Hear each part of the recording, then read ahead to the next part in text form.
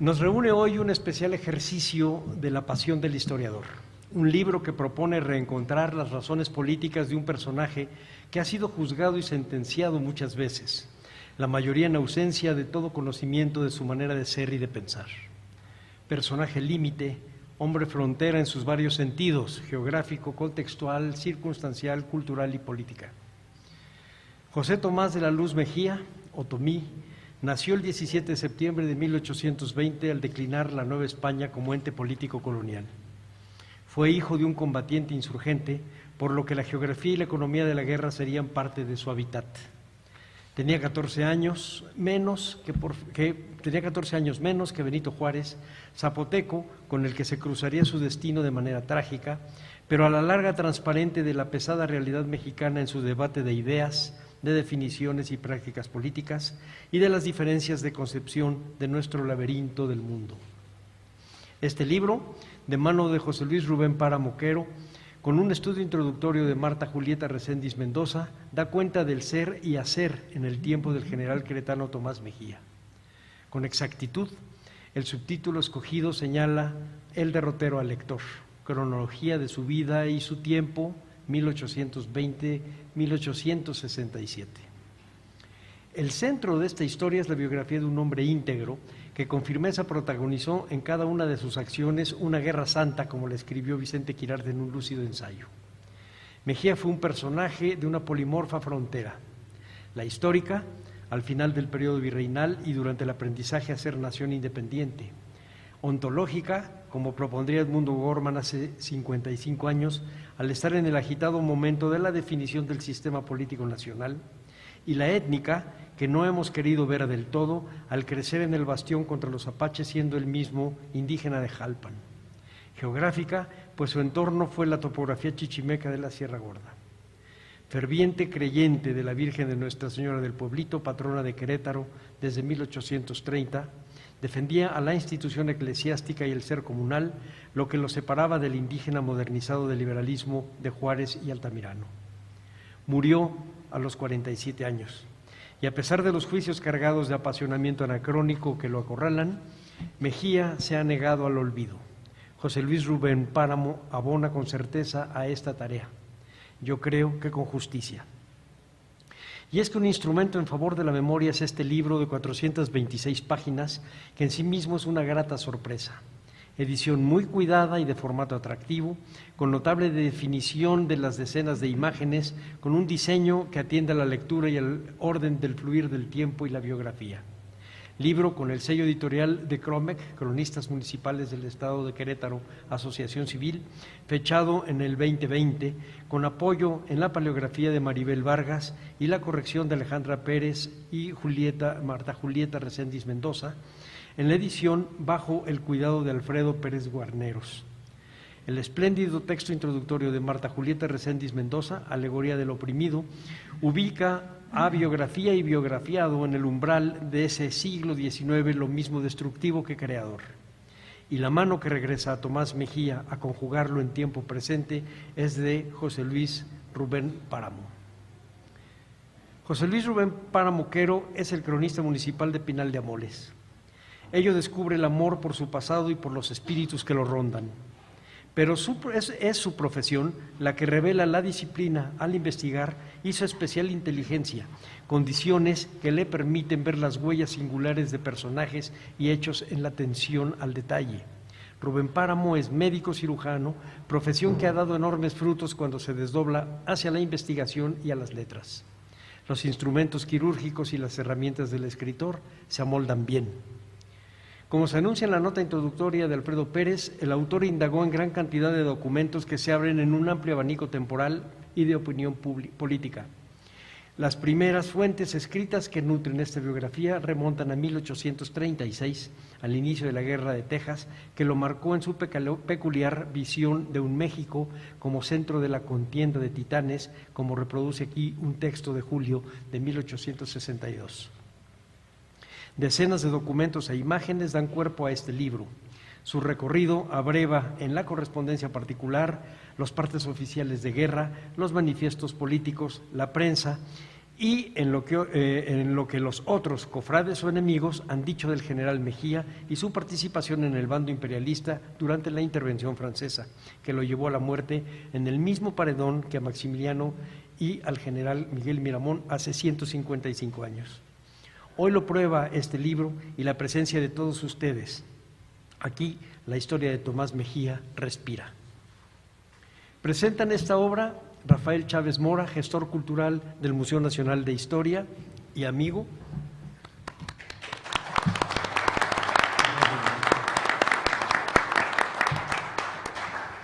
Jesús García Ávila.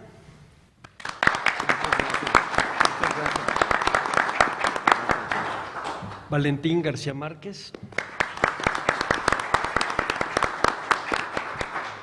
Y el mismo autor, a quien le daré la palabra al final, el doctor José Luis Rubén Páramo Quero.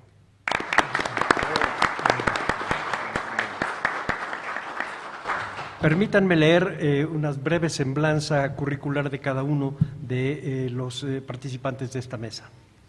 El doctor José Luis Rubén Páramo Quero es médico cirujano partero por la Universidad de San Nicolás de Hidalgo de Michoacán. Cuenta con 2 diplomados por la Universidad Autónoma de Querétaro, uno en Arqueología de Querétaro y otro en Historia de Querétaro. Cursó un diplomado en Derechos Humanos impartido por el doctor Jorge Carpizo, titular de la Comisión Nacional de Derechos Humanos. Realizó un diplomado en Arte y Cultura en el Instituto Queretano para la Cultura y las Artes. Es miembro fundador del capítulo Querétaro de la Academia Nacional de Historia y Geografía.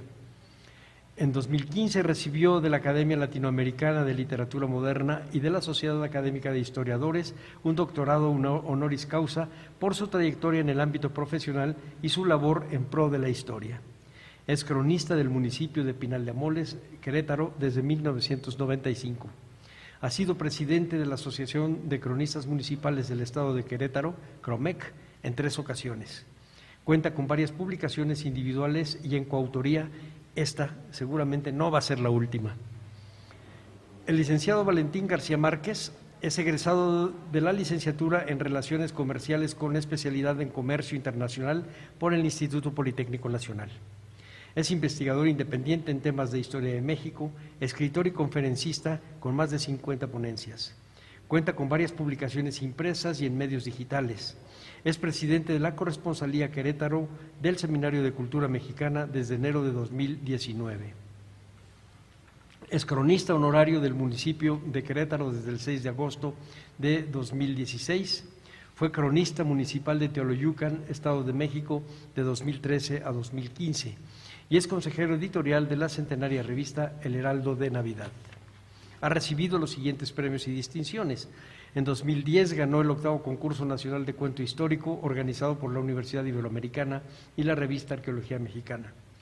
En junio del 2021, hace un año, recibió el grado de doctor honoris causa en Trascendencia Humanista desde la Academia, las Artes, la Ciencia y la Cultura, conferido por la Alianza Internacional AHCA SA Marruecos, México.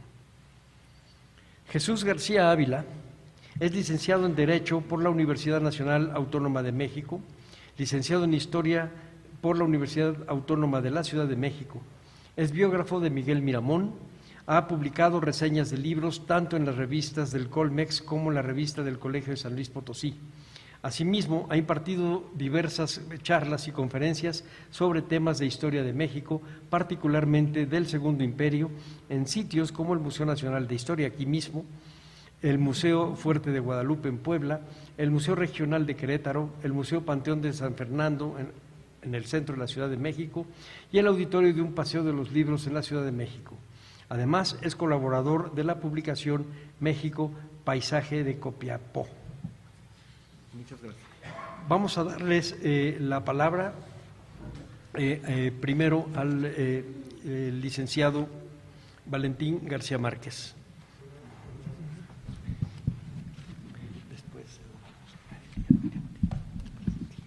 Muchas gracias.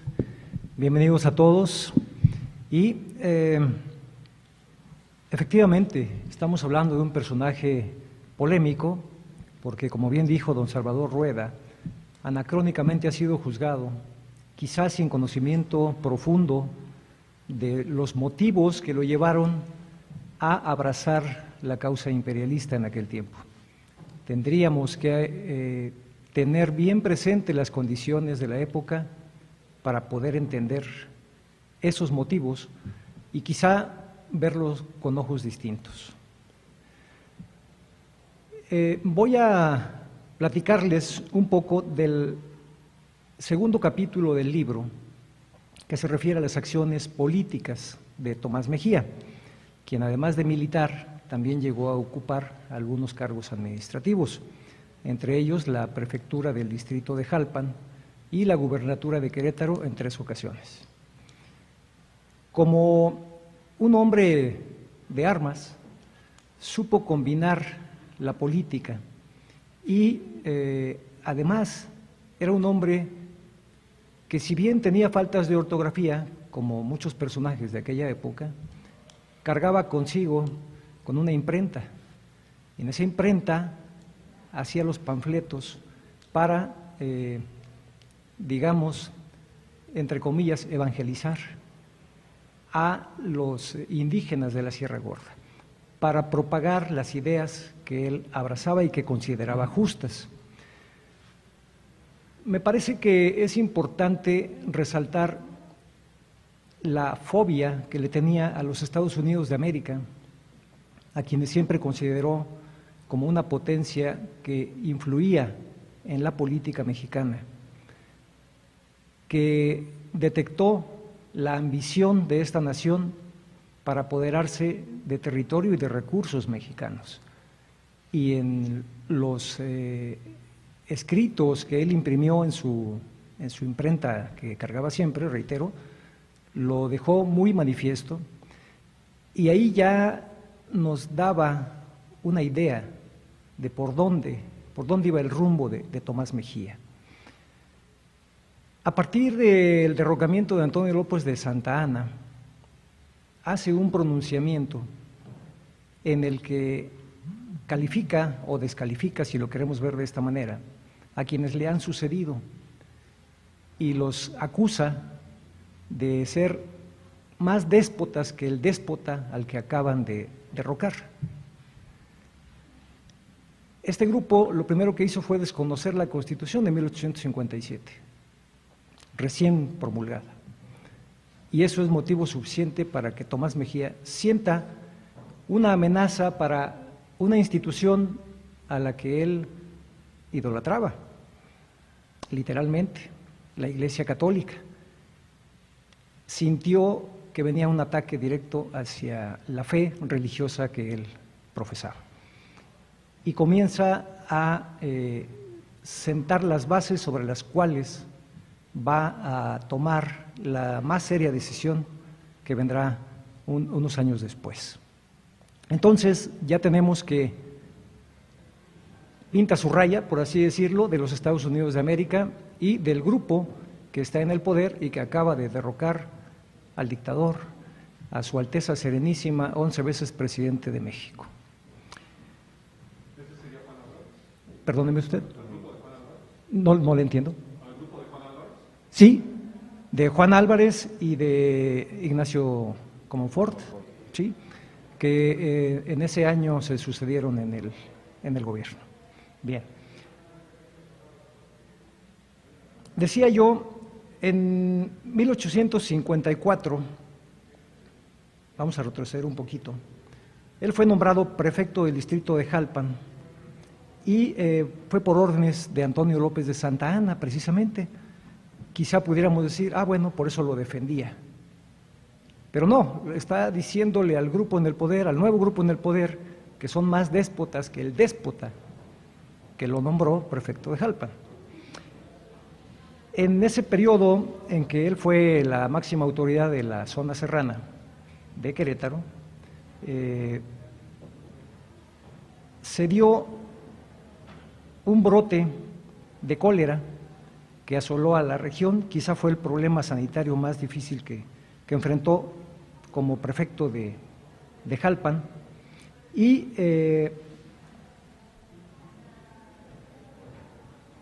a pesar de la resistencia del jefe político de San Luis Potosí, asumió esa prefectura Y la resistencia del potosino era por límites territoriales. El distrito de Jalpan ocupaba parte del territorio de San Luis Potosí. Y este hombre, que era el encargado de administrar esa región, pues no quería ceder el territorio. Finalmente se impuso la voluntad de Antonio López de Santa Anna y se le entregó el territorio a Tomás Mejía. Tomás Mejía le decían el amo de la sierra, porque la gente le obedecía. Siendo indígena él y dirigiéndose a indígenas, pues entendían a la perfección. Él, como indio, sentía la necesidad de su pueblo y hacia allá orientó su política. Obviamente le tocó la promulgación del Plan de Ayutla para derrocar a Santa Anna y es cuando hace este primer pronunciamiento. ¿Sí? Ese pronunciamiento lo realiza el 2 de diciembre de 1855 en contra de Juan Álvarez e Ignacio Comonfort. ¿Qué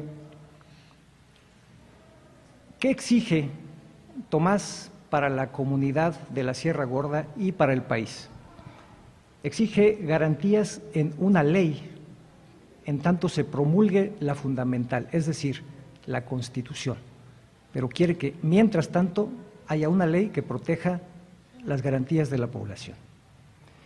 Propone el restablecimiento de la paz y el orden, patria y religión, muy importante, este va a ser el tema central de Tomás Mejía, religión para sus hijos, moralidad en los gobernantes y que estos fueran electos libre y espontáneamente por el pueblo.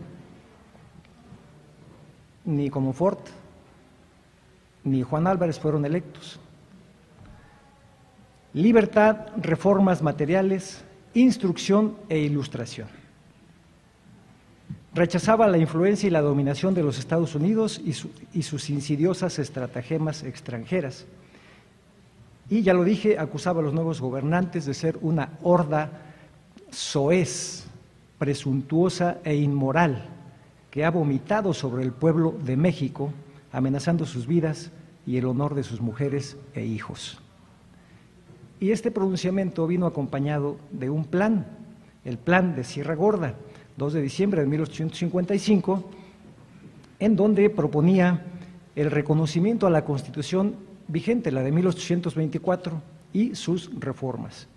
En tanto, se promulgaba una nueva.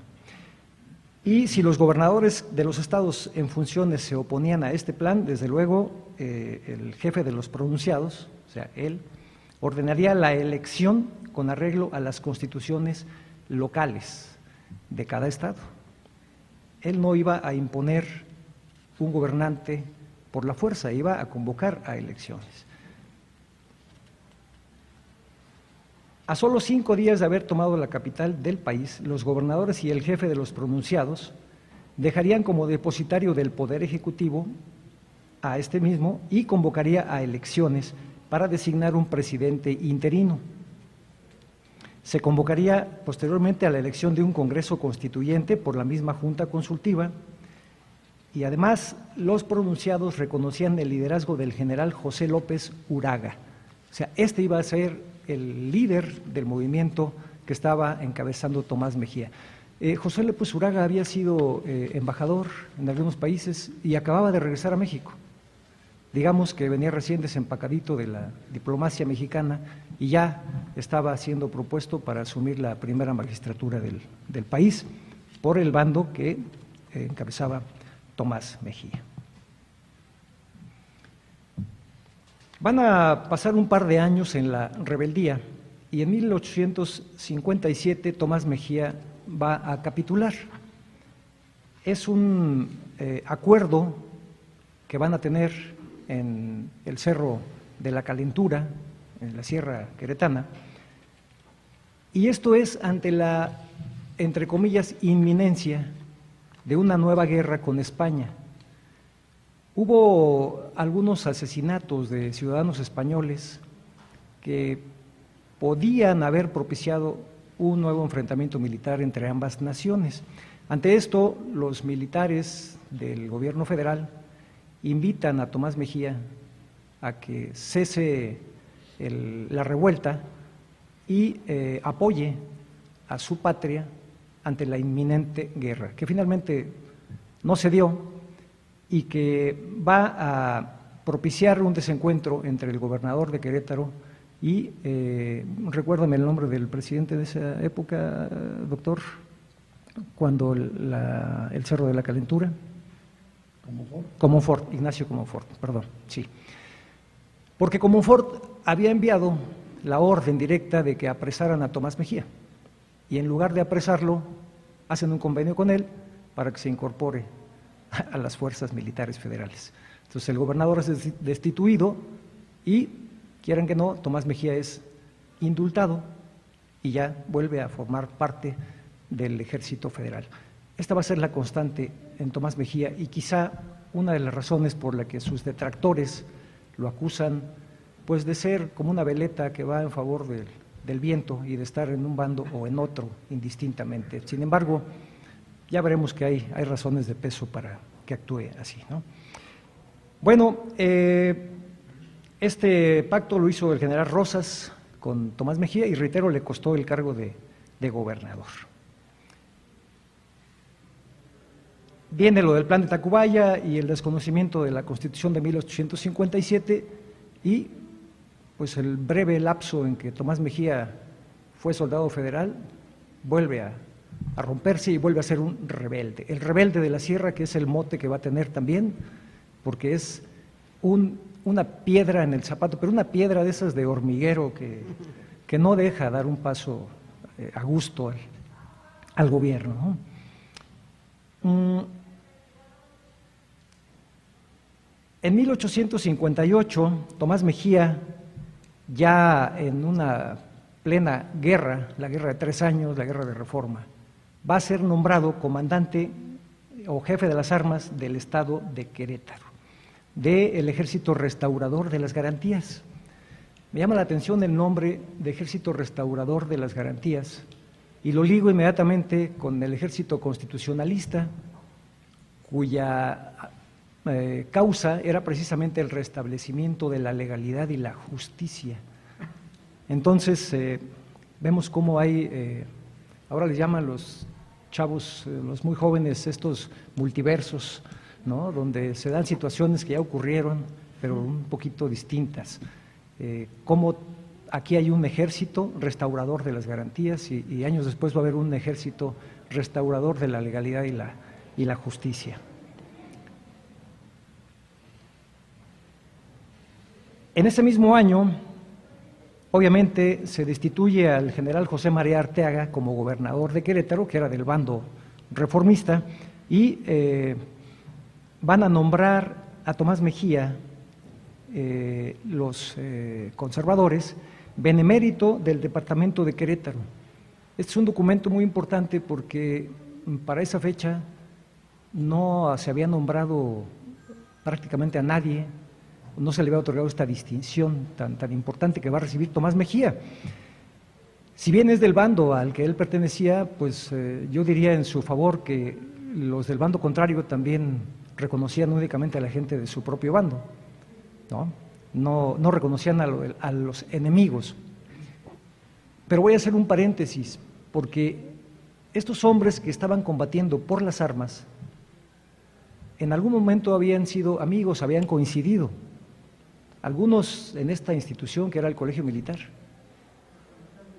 y abrazaron causas distintas, pero aún en combate, a Mejía se le reconoció por ser un hombre benevolente, por ser un hombre que evitó el fusilamiento, a pesar de haber recibido la orden expresa de un superior de fusilar, no a un elemento, sino a todo un batallón.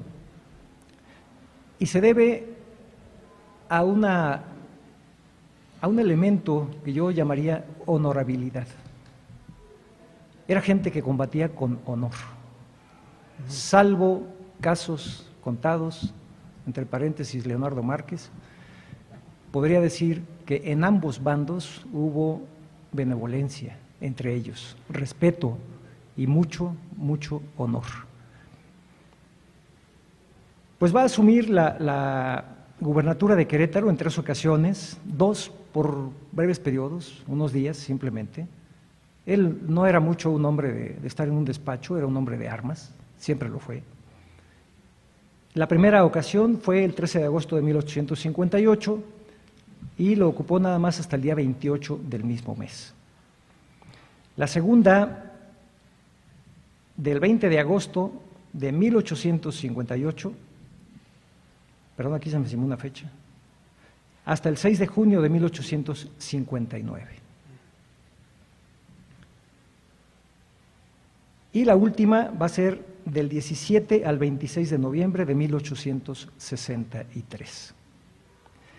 No hay mucho que decir de los actos políticos de Tomás Mejía, más allá de que tomó la ciudad de Querétaro cuantas veces le vino en gana y no encontró resistencia sino en el ejército enemigo, y hay que decir que el pueblo siempre lo recibía con gusto. Es como cuando llegaba Francisco Villa a Querétaro, igual la gente lo aplaudía y repudiaban a Venustiano Carranza. No sé por qué don Venustiano se empecinó en llevar al Congreso Constituyente a Querétaro, donde no lo querían, pero a Tomás lo recibían siempre muy alegremente los queretanos. Sin embargo, pues hay que acotar que ocupó 3 veces la gubernatura, que fue jefe o prefecto de Jalpan y que además fue comandante del ejército en Querétaro. Por mi parte es todo. Muchas gracias. Muchas gracias.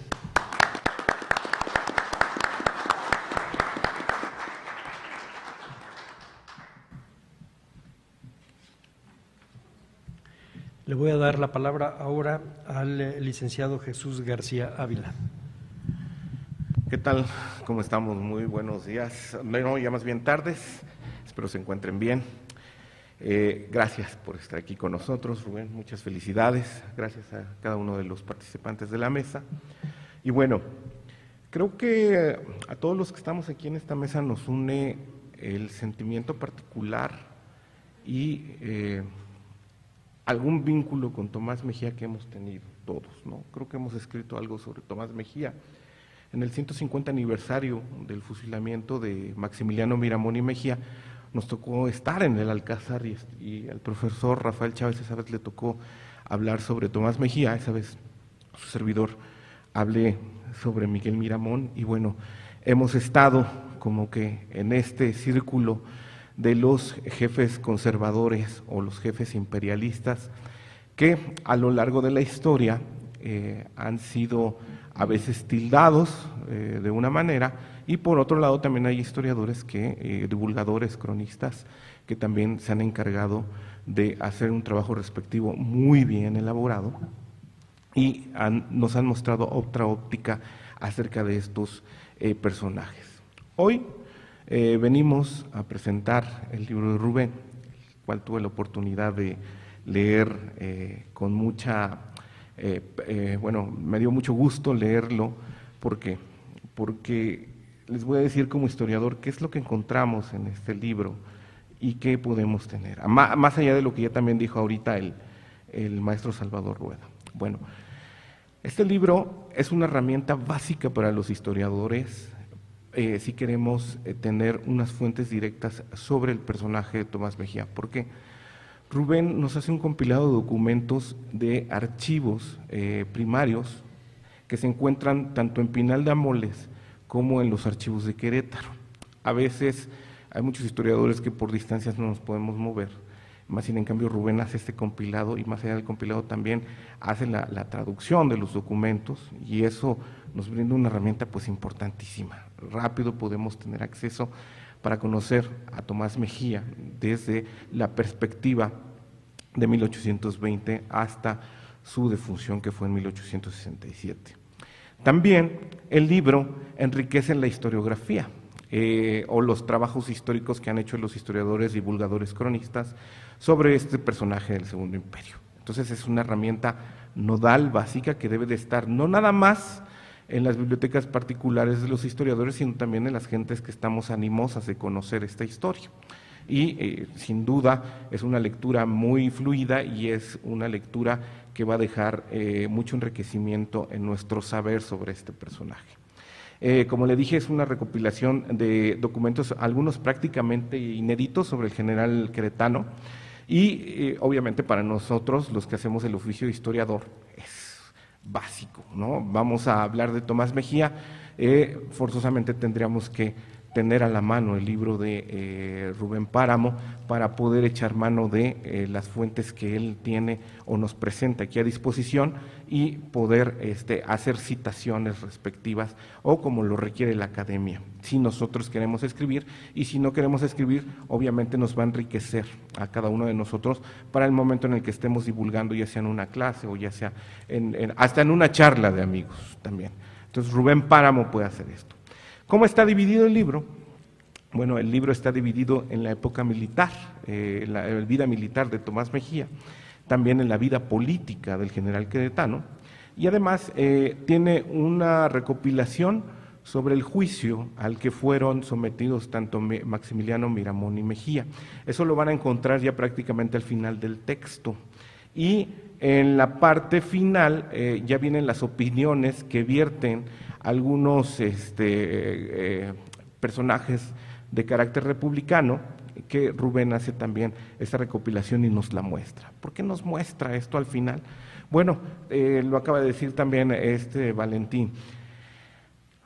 Tomás Mejía era un personaje que tenía adepciones tanto con los conservadores como con los liberales. Ahorita estaba buscando un diario que me encontré y no quisiera dejar a un lado esta nota, pero el miércoles 17 de junio vamos a hacer un ejercicio de memoria de 1867, estando 18 de junio, ya a punto de ir al patíbulo en unas horas más. Un periodista narra que Mariano Escobedo, junto con otros personajes, fue a visitar a Tomás Mejía a la prisión de las Capuchinas, que fue la última prisión de Tomás Mejía.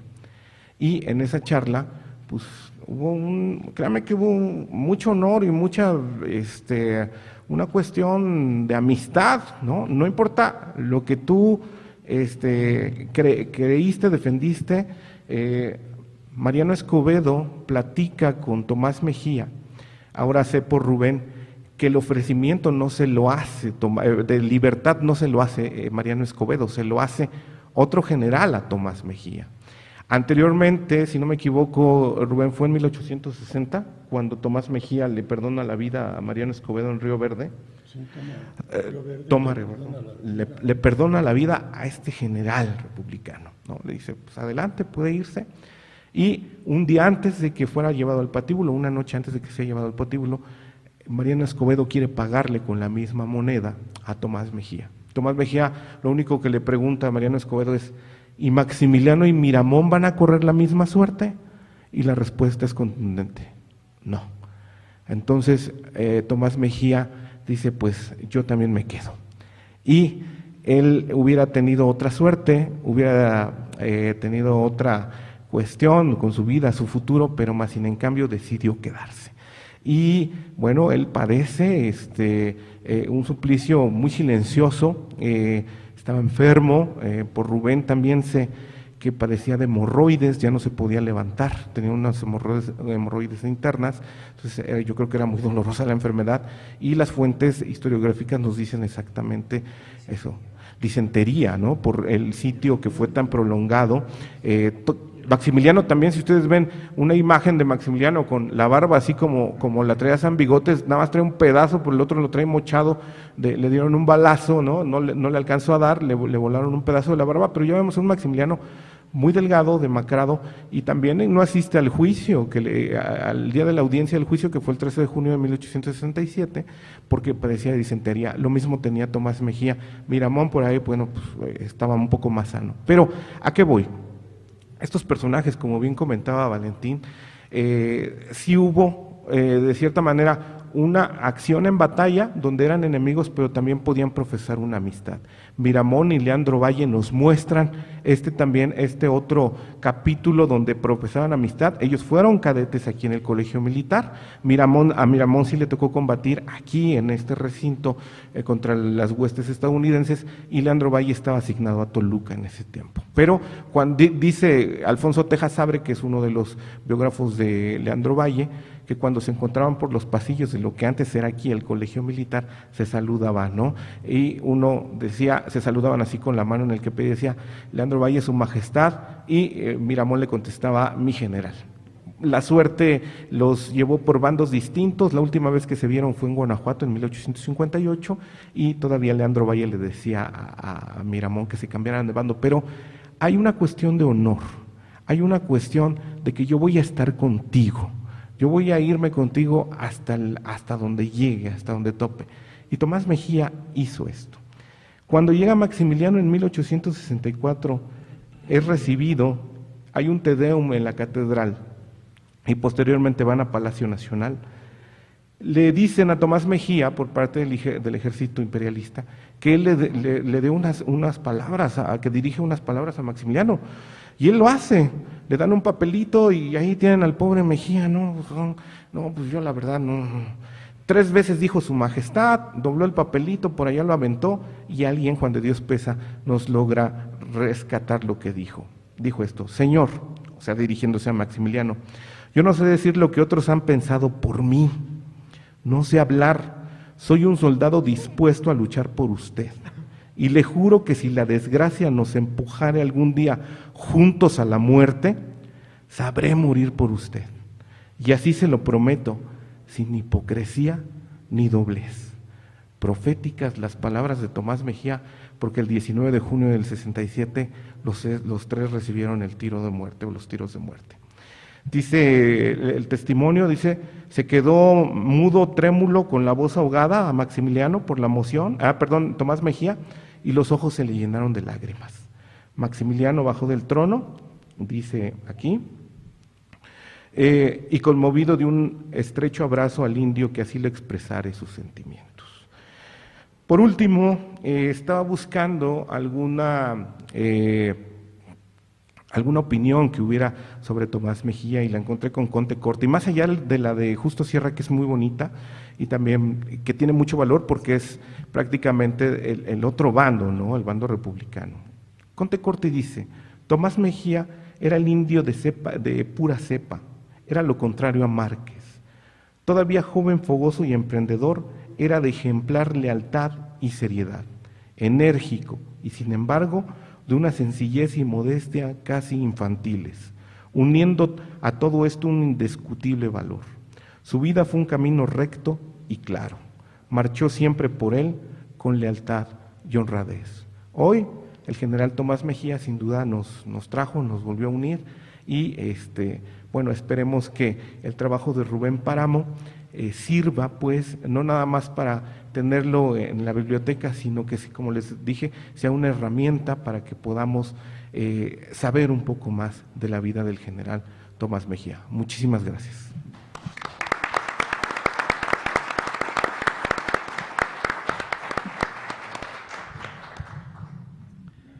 Muchas gracias. Le daré la palabra ahora a Rafael Chávez Mora. Es gestor del Museo Nacional de Historia y organizador de esta presentación.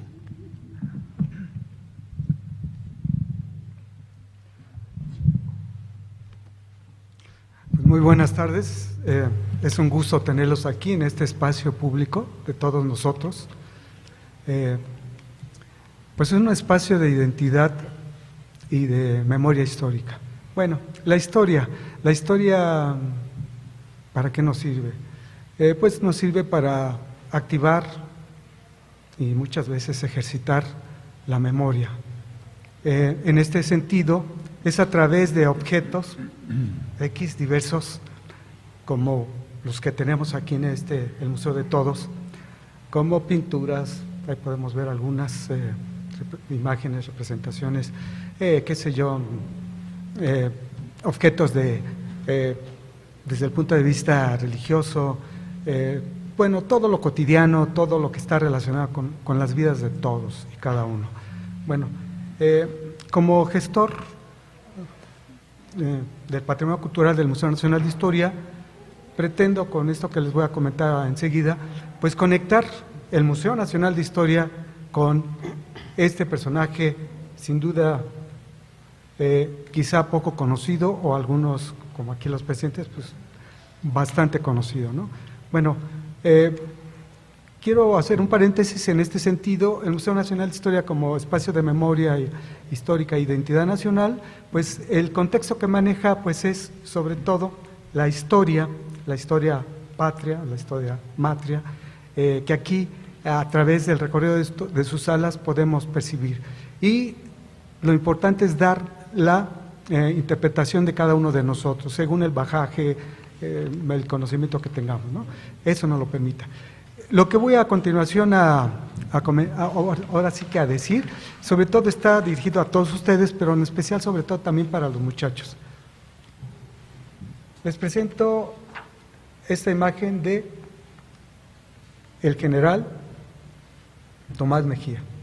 ¿Por qué la presento? Porque es uno de los objetos que pertenecen al Museo Nacional de Historia.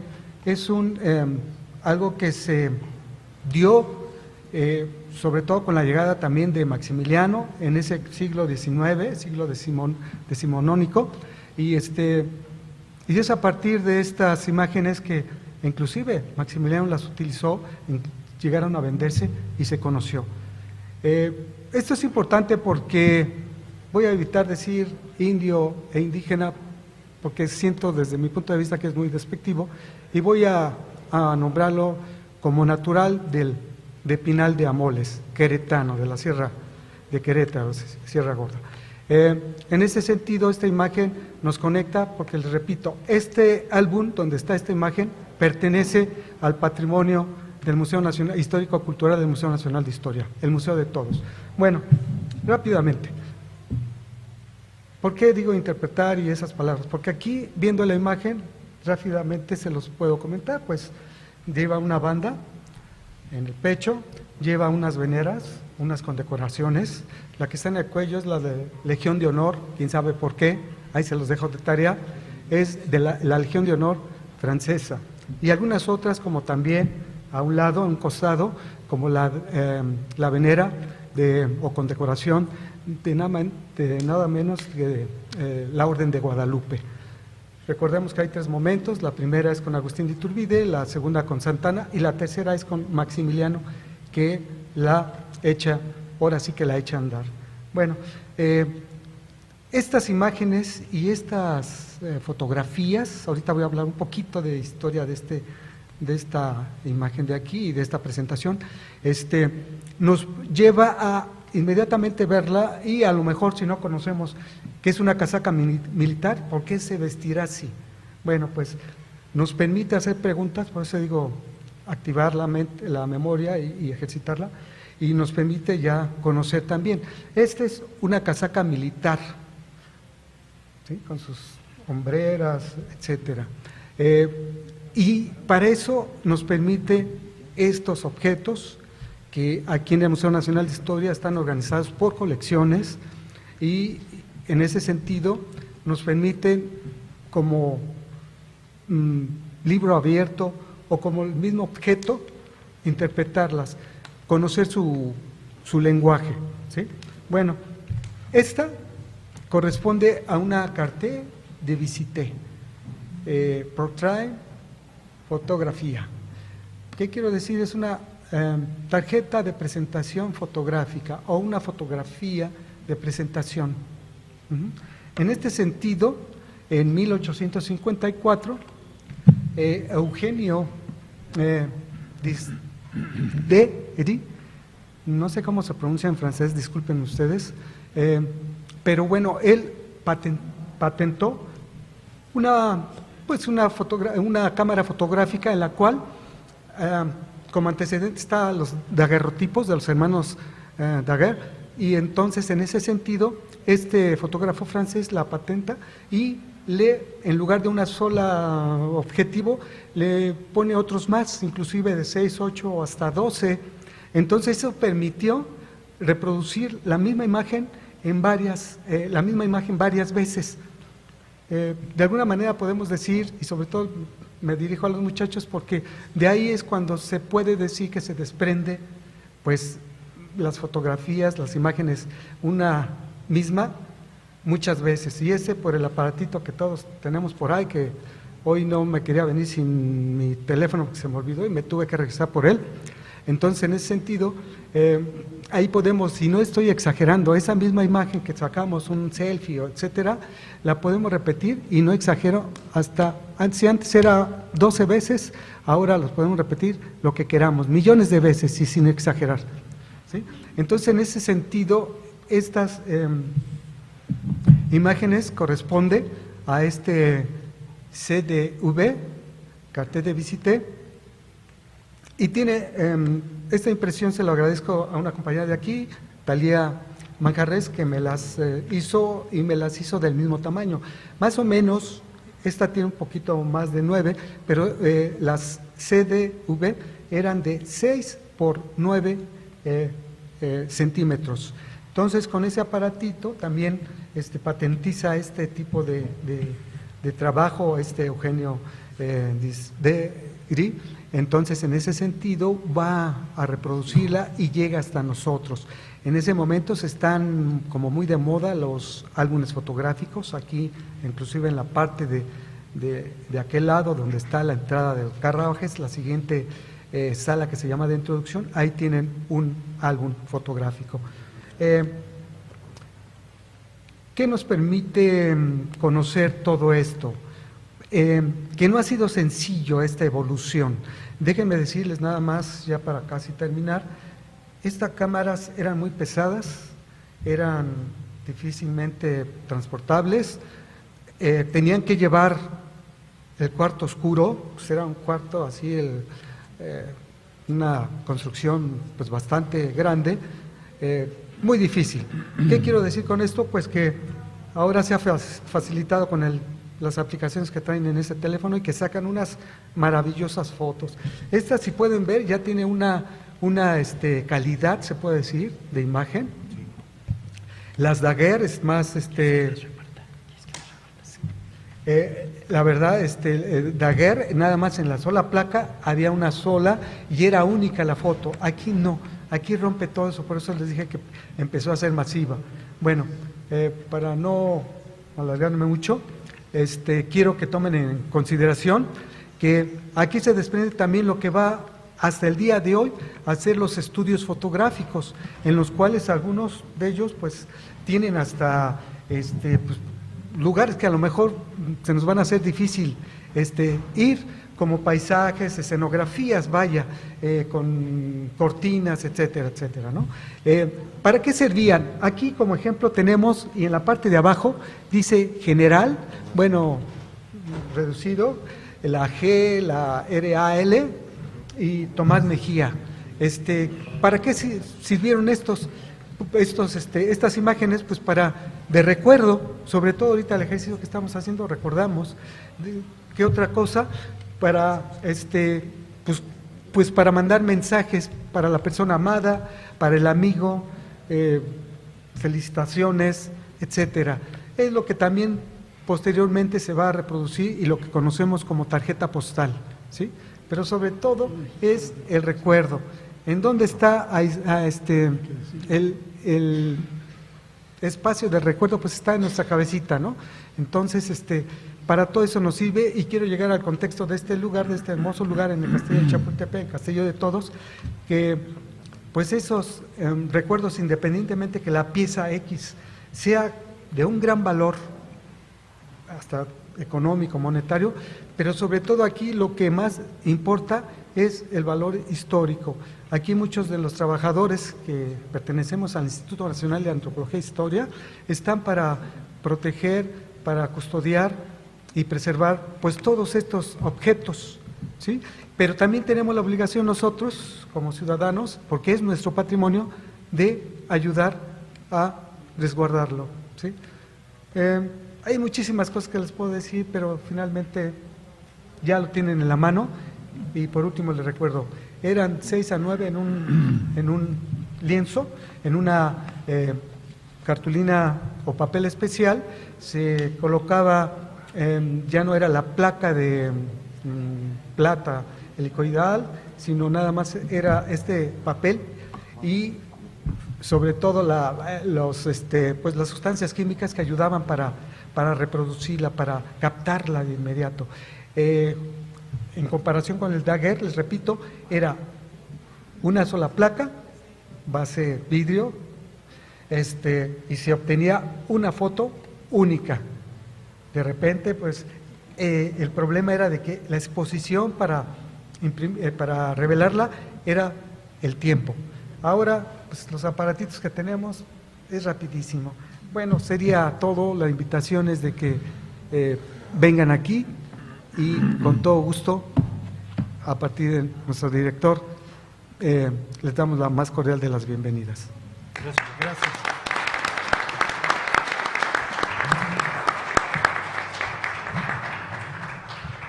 Le daremos ahora la palabra al doctor Rubén Páramo Quero, autor de este libro. Gracias, maestro.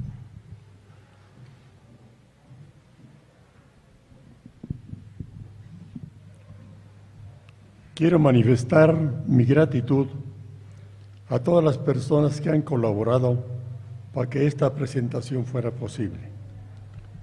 En primer lugar, al director del Museo Nacional de Historia, maestro Salvador Rueda Smith. Muchas gracias a usted.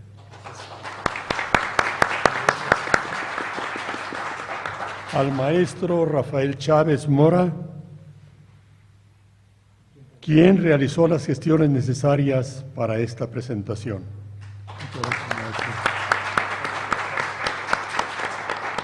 Al maestro Jesús García Ávila, con quien comparto interés común en la investigación de la vida del general Tomás Mejía.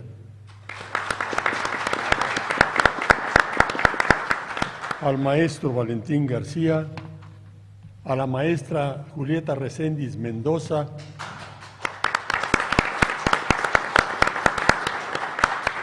por la redacción introductoria de este libro, al maestro Alfredo Pérez Guarneros, que en paz descanse, quien dio forma a esta obra, a la Universidad Autónoma de Querétaro, particularmente a la doctora Teresa García Gasca, rectora de dicha institución, y al presidente del patronato de la propia universidad, licenciado Carlos Salvador Núñez Gudiño, por haber hecho posible la publicación de este libro.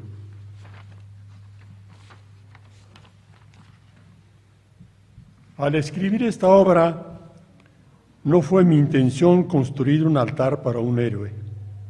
Tampoco lo es crear un mito alrededor de un personaje tan polémico como lo pueden ser Porfirio Díaz, Miguel Miramón, Severo del Castillo o el general Felipe Ángeles, por mencionar algunos.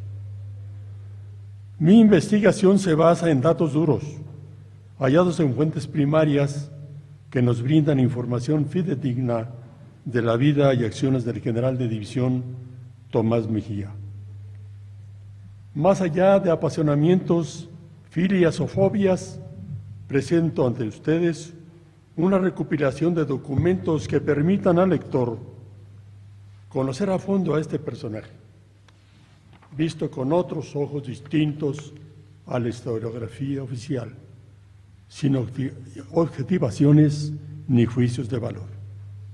Confío en que pueda ser una herramienta útil para los interesados en conocer más de la vida de este mexicano, quien a través de sus acciones construyó fragmentos importantes de nuestra historia nacional.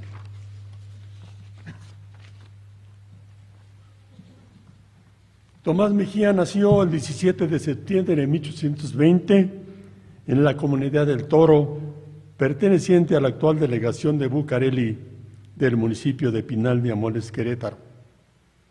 Fue bautizado en la Vicaría de Santa Catarina, perteneciente al curato de Tierra Blanca, Guanajuato. Sus padres fueron don Cristóbal Mejía y doña María Martina, ambos naturales de la Idnia Jonás. Consecuentemente, Tomás Mejía perteneció también a esa indómita nación. Tomás Mejía vivió al lado de sus padres, primero en la comunidad del Toro, delegación de Bucareli, y posteriormente en San Pedro Escanela y en Pinal de Amoles, Querétaro. Tuvo 3 matrimonios. El primero con Carlota Durán, de la comunidad del Plátano, delegación de Bucareli, Pinal de Amores, Querétaro. Después casó con Carlota Gómez, en la Ciudad de México. Y finalmente con doña Agustina Castro, oriunda de San Luis Potosí. Su fusilamiento fue el 19 de junio de 1867 en el Cerro de las Campanas, en Querétaro. Hace unos días se cumplieron 155 años de su ejecución. Su padre, el señor Cristóbal Mejía, fue soldado combatiente en el movimiento de independencia, al lado del doctor José Antonio Magos García, vicario del curato del doctor perteneciente a Cadereyta, quien fue el comandante general del movimiento insurgente en la Sierra Gorda, que comprendía parte de los actuales estados de Guanajuato, San Luis Potosí y Querétaro. Para 1826, el coronel Cristóbal Mejía fungía como comandante militar de la Sierra Gorda. Este ejemplar soldado fue asesinado en Aguacatlán de Guadalupe el 8 de diciembre de 1840. Su vida militar inició al lado de su padre, participando en 1836, a la edad de 15 años, en medio de un conflicto nacional por la prevalencia de uno de los proyectos de nación, el federalista y el centralista. El primero, apoyado por su padre, don Cristóbal Mejía. El 17 de noviembre de 1841, al cumplir los 21 años de edad, ingresó formalmente a las filas del Ejército Nacional, invitado por el general Julián Jubera, que era el comandante general del departamento de Querétaro. Le dio el grado de alférez. Este sería el inicio de una brillante carrera militar. Quiero, antes de seguir adelante, que tuve la oportunidad de compartir con el maestro Francisco Iván Hipólito Estrada, que hizo una tesis para su maestría, maestro de Historia en la Universidad Autónoma de Querétaro, sobre don Cristóbal Mejía. Me dijo, vamos a platicar, doctor, porque tengo documentos que le interesan. Y yo le dije, yo tengo documentos que te interesan a ti, maestro. Compartimos documentos y me encuentro que sus actividades militares de este joven, Tomás Mejía, no iniciaron en el 41, sino en 1836, cuando 2 proyectos de nación se enfrentaron. De ahí empezó la actividad militar de este joven de 15 años. Perdió el proyecto federalista que apoyaba a su papá y ganó el proyecto centralista. Como fue soldado don Cristóbal del general Mariano Arista, que en ese momento estaba de comandante general de Tamaulipas, pidió una amnistía para retirarse pacíficamente a la Sierra Gorda. Se la concedió el presidente de la República. Este joven,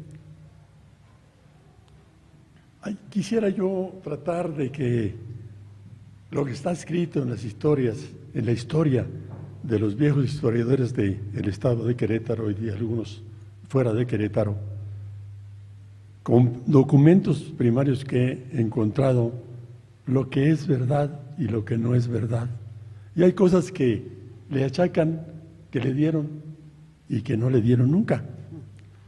Voy a empezar por decir que algunos libros todavía se enseñan en las escuelas, en las preparatorias, en las primarias y en las universidades, que decían que el alférez Tomás Mejía, al terminar la guerra con los Estados Unidos, había regresado como capitán.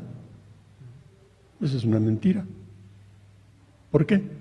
Porque en los documentos primarios que encontré en los archivos de Carson Slim, dice que regresó como alférez.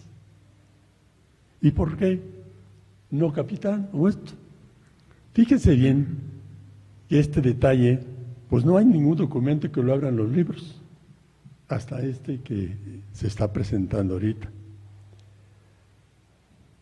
El general don Julián Jovera, que era el comandante general de Querétaro, muerto su papá don Cristóbal en el año 1940, lo invita a que se meta en el ejército mexicano y se da de alta el 17 de noviembre de 1941 y le da el grado de alférez.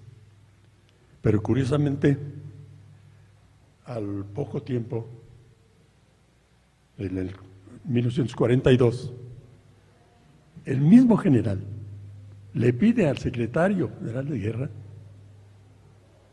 que mande al alférez Tomás Mejía para el ejército del norte.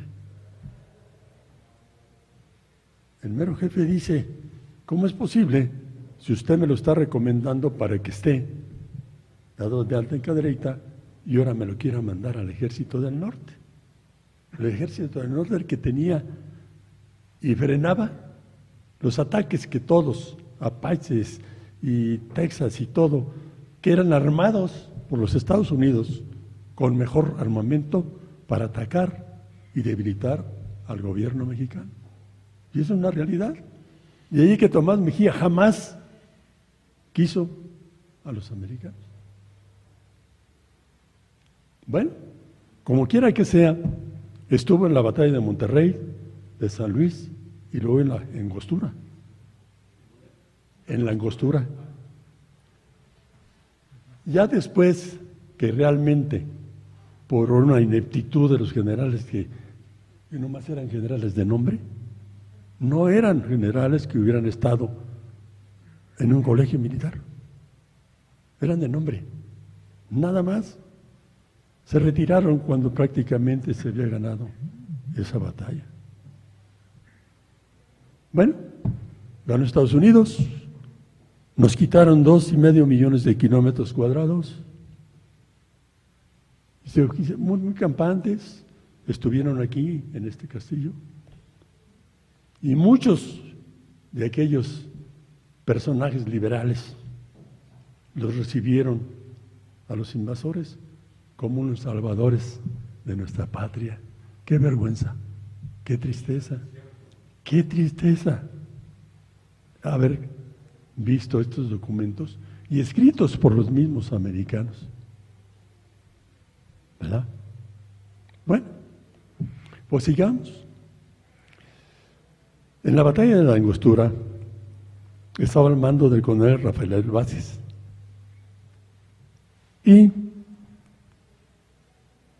acabada la guerra hubo promociones para los que estuvieron en esa batalla y resulta que al general Tomás Mejía y sus compañeros alférez que iban al frente no fueron reconocidos en nada, y sí a los hijos del coronel y al coronel les dieron recompensas. Dicen los libros que a Tomás Mejía le dieron una medalla con 2 varillas caídas por el heroico acto del gobierno, del ejército, del norte. Jamás le dieron eso. Y que siempre la llevó en el pecho. Jamás se le dieron, nunca. Lo único que le dieron después de que peleó, porque hizo un escrito al secretario de Guerra y Marina y acusó al coronel y a sus hijos de haber recibido una cosa que no merecían, se la dieron de teniente. Terminó la guerra y como no había dinero en el país, empezaron a dar de baja prácticamente a todos. Y dice el jefe que él pide su baja. No, lo dieron de baja y la aceptó. ¿Cuánto cree que le dieron? de sueldo, la cuarta parte de su salario, que era una miseria. Y sin embargo, los generales, los de alto rango, pues tenían dinero, casas, haciendas y todo lo que se ha visto durante muchas épocas a través del tiempo. Le dieron su baja para San Luis Potosí, por definitiva. Llegando allá, hace un pronunciamiento en 1848. El lema: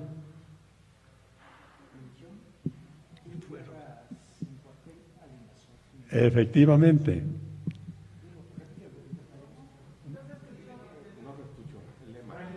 Religión y guerra sin cuartel al invasor americano. Eran 9 artículos. Ese documento, hace poco que me lo encontré, ¿y qué creen? Lo tenía un vecino mío desde su abuelo, y ese documento muy lastimado, pero nomás se ven 3 artículos, y uno es desconocimiento del gobierno federal, o sea, ¿sí?, por haber perdido la confianza, ¿sí?, ¿sí?, por haber perdido la confianza de la parte sana de la nación. Así dice, la parte sana de la nación. Y el otro es guerra al invasor mientras pise suelo mexicano. Y el tercero dice que el que no acate ese plan, se le quitarán todas las pertenencias. Los demás no son legibles. Es muy bonito ese documento. Y la realidad, fíjese que no, porque lo encontré después de la publicación. También, hasta después de que se publicó, me encontré el decreto en el que el Congreso del Departamento de Querétaro lo nombra benemérito del Estado. Ningún queretano, ni en vida ni muerte, recibió, ni ha recibido, ni recibirá más que Tomás Mejía. Hay muchas mentiras en los libros y es lo que yo quería comentarles con ustedes. Lo acusan de que era un asesino. Nunca en ningún libro he encontrado algo de esto. Lo único que encontré en un documento fue que el prefecto de Valles dio un aviso a México de que el sanguinario don Tomás Mejía había fusilado a Escobedo y todo su cuerpo, todo. Y la orden se la dio Márquez, porque en ese tiempo Márquez era superior en grado a Tomás Mejía. ¿Qué hizo Tomás Mejía? Les dio caballos, les dio alimento, les dio dinero, y los mandó a Jalpan, y de Jalpan a Bucareli, y de Bucareli a Querétaro, con un propio, varios, pero el que encabezaba era Ignacio Cabello, con un mote del Pajarito. En México, mientras tanto, habían exequias tremendas y pusieron precio, como siempre, a la cabeza de Tomás Mejía.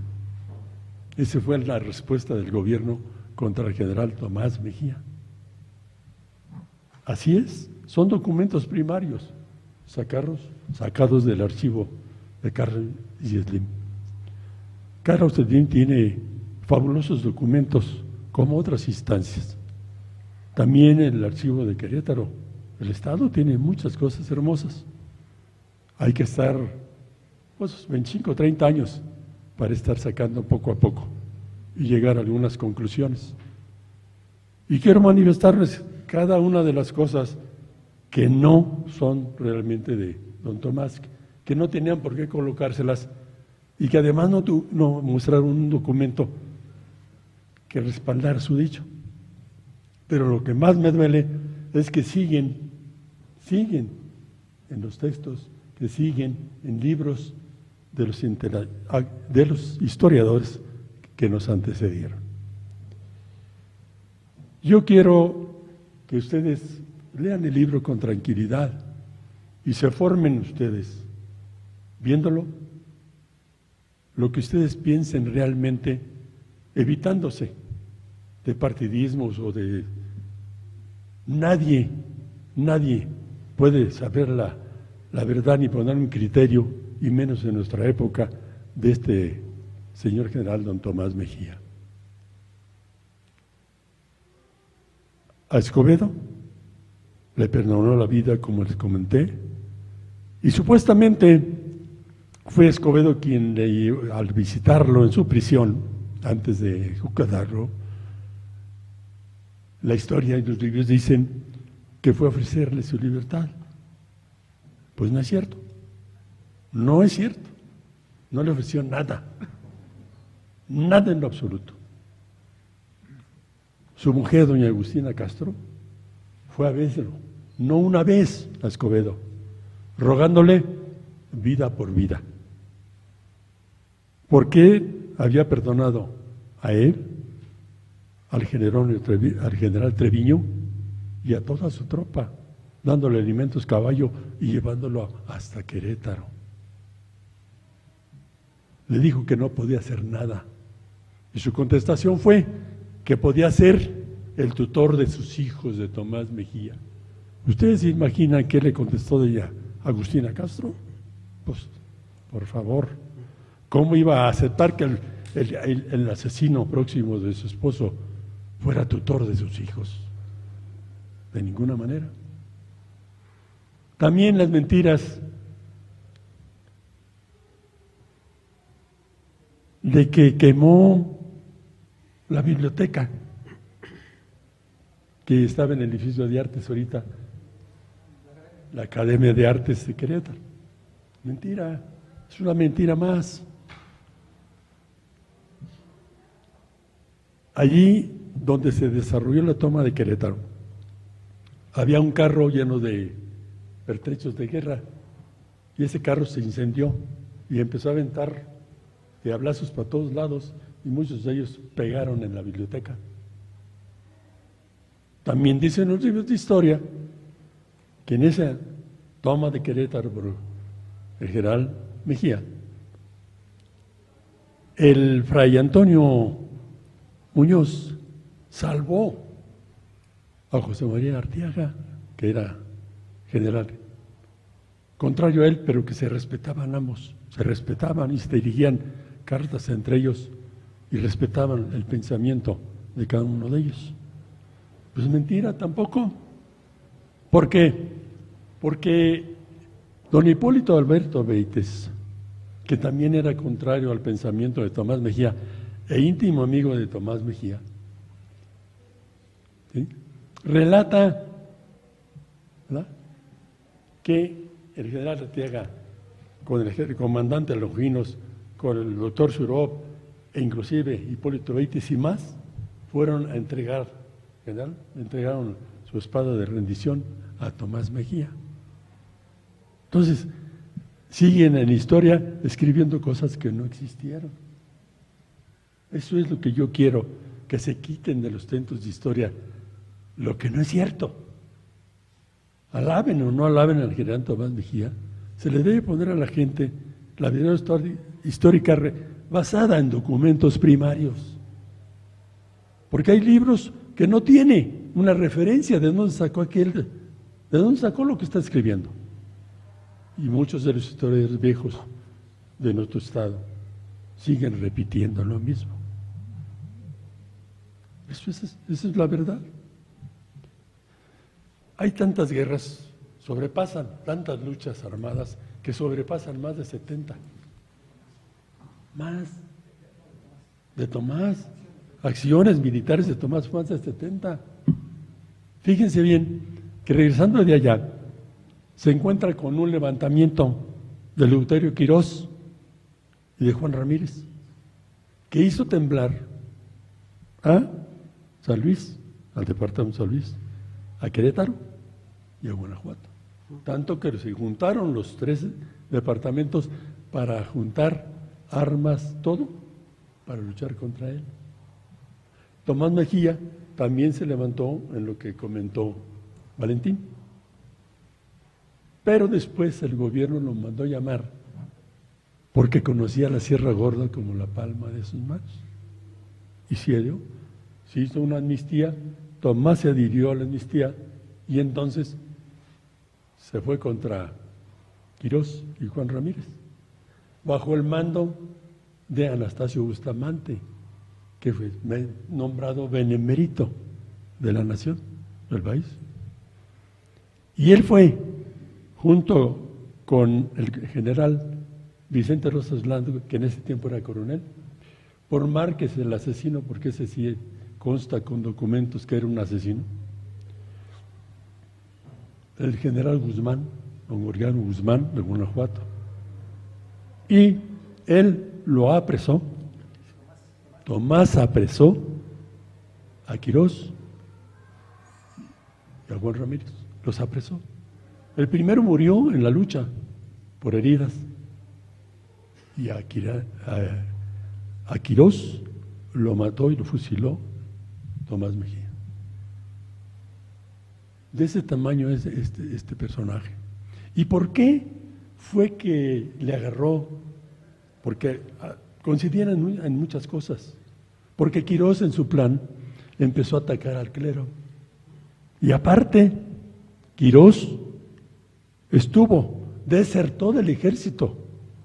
Él fue del batallón ligero de Guanajuato. Él nació en Jichú. Empezó a atacar al clero. Pero no solo eso. Se dio cuenta que él y otros desertores hacían propaganda para apoyar al ejército americano. De ese tamaño está la situación. Entonces, si nos vamos a recorrer todo el libro, no sería tedioso, pero sería mucho tiempo. Hay muchas cosas. Le perdonó la vida al general Arteaga y a todos los que hizo, en inmediato que fueron a entregar su espada, los dejó en libertad. ¿En dónde está? ¿Por qué Juárez? ¿Por qué Comonfort, lejos de aceptar la rendición que hizo en la calentura con el general Vicente Rosas Landa, que llegó, mi señor, aquí está, viene con nosotros, ya admitió, lo destituyó, desconoció el tratado y mandó que apresaran a Tomás Mejía? Esa fue la contestación de Comonfort y puso precio por la cabeza de Tomás Mejía. Lo mismo pasó con Juárez. Juárez puso precio a la cabeza de Tomás Mejía y lo comparó como un asesino igual a Leonardo Márquez, como en la batalla de Tacubaya. Nada tuvo que ver Tomás Mejía de asesinato en ese tipo. Fue Leonardo Márquez que quiso achacárselo a Miguel Miramón. Entonces todo eso hay que leer la realidad de cada uno de ellos. Como decía Valentín, había unas amistades hermosísimas que eran más grandes que el mismo enfrentamiento de dos proyectos de nación. Leandro Valle y él fueron compañeros, lo mencionaba Valentín. Pero fíjense qué curioso, cuando ya iba a morir, le escribió Miguel Miramón a Leandro Valle y le pidió que por toda la amistad que han tenido desde el colegio militar, le encargaba a su esposa y a sus hijos. Pues Leandro Valle cumplió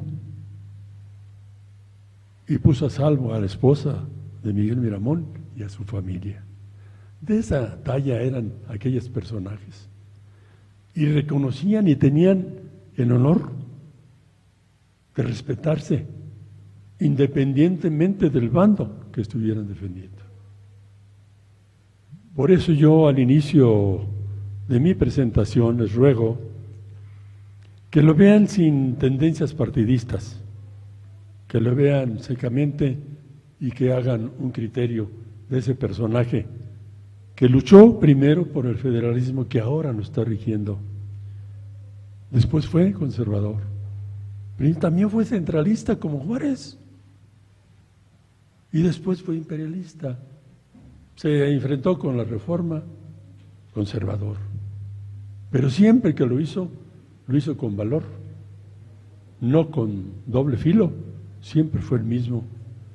Y siempre de los siempre, no pudo separar su patria con su religión. Las creía almas gemelas. Ese era el general don Tomás Mejía. Muchas gracias.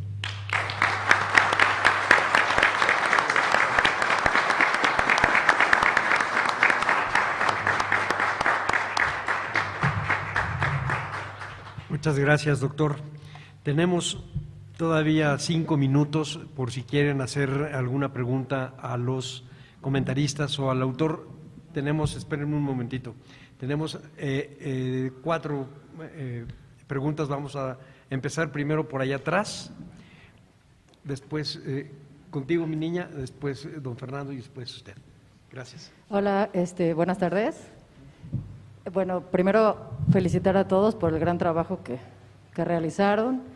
Me parece un tema muy importante. Salí corriendo de mi trabajo porque me avisaron ayer que iban a presentar el libro y estoy muy contenta de estar aquí.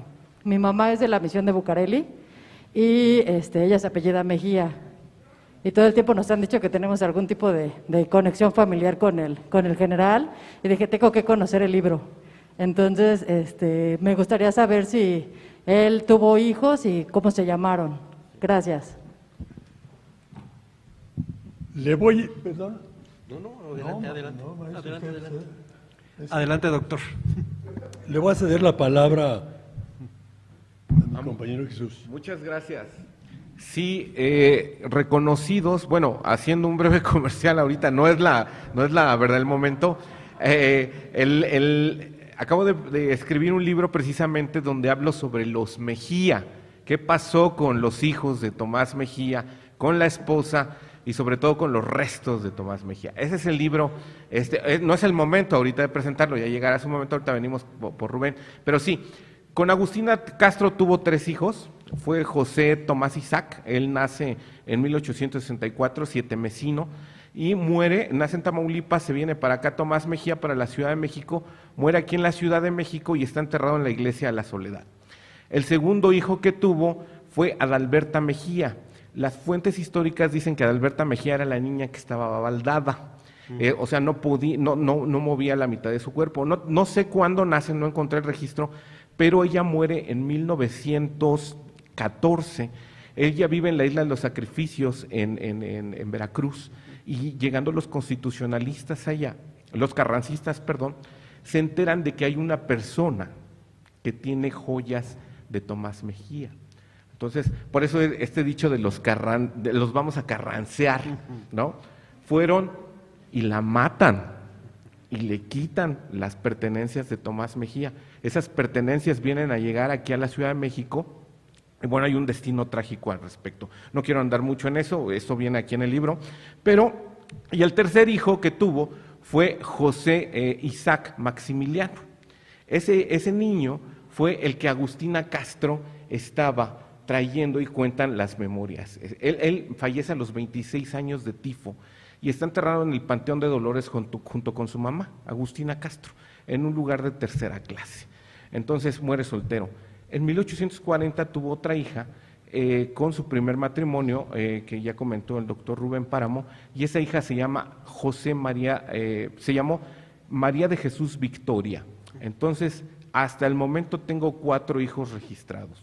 De la hija baldada, tuvo una nieta que se llamó María Valencia, que vivía allá en la Isla de los Sacrificios en Veracruz, y ella muere en 1921 y solamente tuvo un hijo que se llamó Ramón Valencia, pero muere también de meses de nacido. Hasta ahí se acaba la descendencia de Tomás Mejía con Agustina Castro. Ya estoy investigando con Carlota Morano de qué fue su descendencia, pero eso sería. Espero haya contestado. Sí, doctor. Perdón. Quiero hablar en un documento que encontré en el archivo del Estado de Querétaro, en notarías. Me encontré que un joven, acompañado por un tutor, porque era menor de edad, de Antonio Mejía, que vino a reclamar lo que estaba en la mina del Carmen, en Pinal de Amoles, eran unas barras de perforación, y vino a reclamarlas, pues aduciendo que era hijo del general Tomás Mejía. Y lo curioso es que quien compra esas barras es el general Rafael Olvera, que era que fue gobernador y además era la mano derecha de Tomás Mejía, estaba bajo el mando de Tomás Mejía. Y le dio 300 pesos por las barras. Ese es el hijo que yo encontré nada más en ese. No, y que Fernando R. Díaz, que es el primer biógrafo de Tomás Mejía, también hace mención de que la información que versa en el libro, que bueno, donde está biografiando a Tomás Mejía, se la dio su hijo Antonio Mejía. Entonces, esos podrían ser los 5 hijos que tenemos contados de Tomás Mejía, ¿no? Entonces, espero que eso haya respondido a tu pregunta. ¿No? ¿De qué? Hay algo que les quiero comentar antes de que pregunte. Miren, el general Porfirio Díaz, ya siendo presidente de la República, y doña Agustina Castro vivía en una de las comunidades más horribles de la Ciudad de México de aquella época. Y llegó hasta allá el general a ponerse las órdenes de doña Agustina Castro. Un señorón. Bueno, la señora no hallaba dónde sentarlo porque no tenía. Entonces, como quiera que sea, le puso un banco allá, antes no se cayó de don Porfirio. Pero ayudó al hijo, lo metió al colegio militar y mandó que fuera a ver al general Montesinos y que viera una casa donde pudiera vivir. Doña Agustina le escribió varias cartas agradeciéndole al general Porfirio Díaz. Apreciaba a Tomás Mejía porque lo conoció. Y fíjense qué curioso, no nomás él, el maestro Justo Sierra Méndez, unas palabras primorosas que dirigió, siempre, no, varias expresiones. Hablaba del indio fanático, hablaba de que todo mexicano que estuviera a frente de la tumba de Tomás Mejía debería quitarse el sombrero y saludarlo con respeto. Esa era la opinión de muchos contrarios de Tomás Mejía.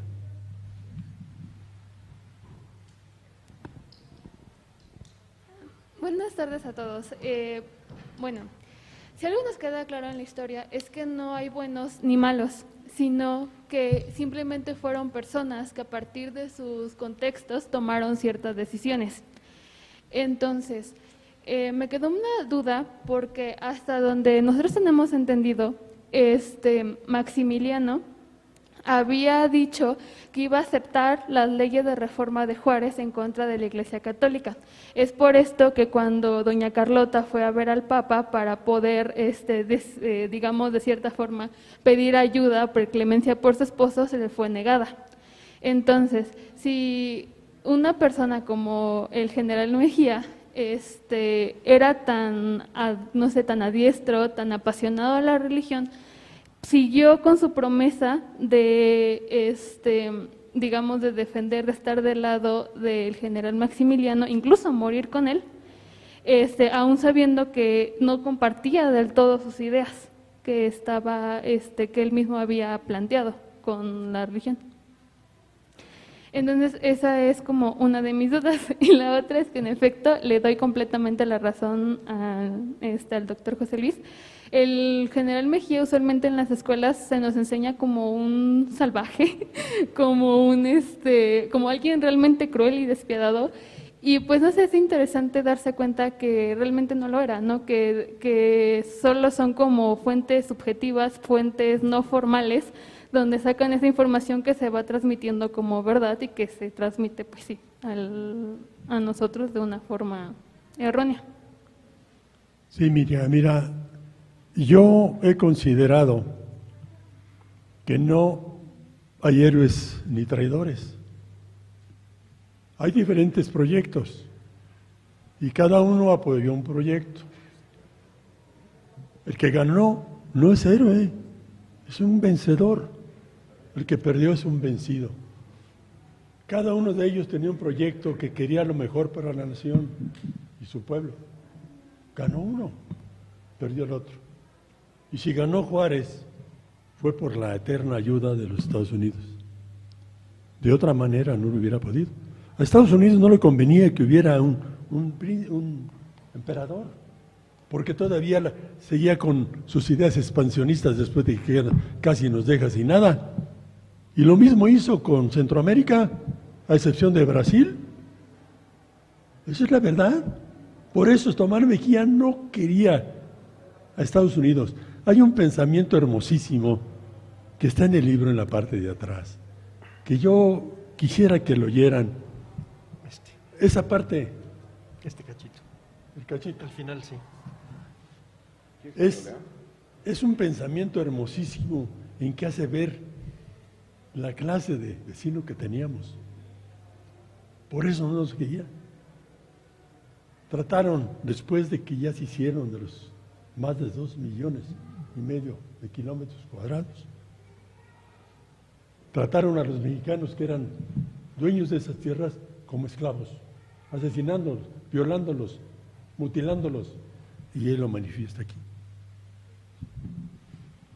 Bueno, antes de llegar a México, Maximiliano se entrevistó con el Papa Pío IX, y el Papa le pidió a Maximiliano que le devolviera a la Iglesia lo que las leyes de reforma, el indio Juárez, así empleo la palabra con todo el peso que tiene, le devolviera a la Iglesia los fueros que tenía la Iglesia.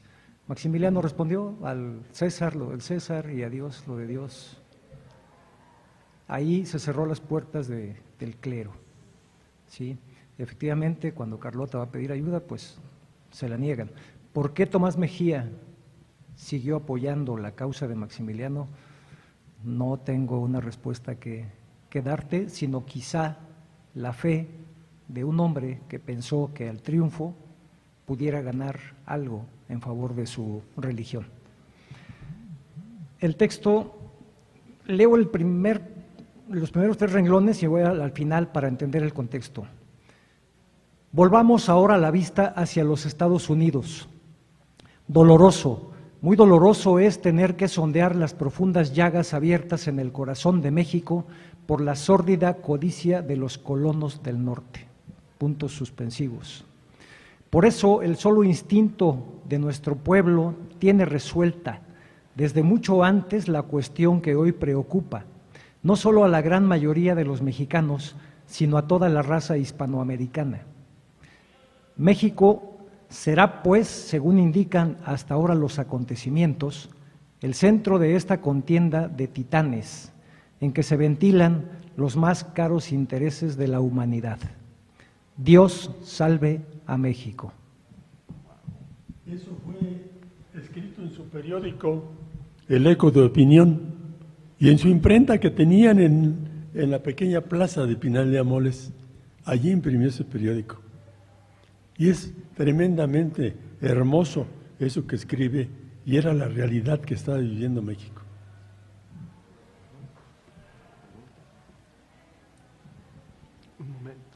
Muy buenas tardes a todos los presentes. Con mucho cariño, admiración y respeto recibo el agradecimiento del doctor Rubén Páramo. Soy Marta Julieta Reséndiz Mendoza. Vengo pues desde Cadereyta para escuchar a los expertos, para escuchar las opiniones de quienes saben sobre lo que es este personaje que nos conmina, que nos exhorta no solamente a considerar pues una historia dicotómica, una historia desde una perspectiva maquiavélica.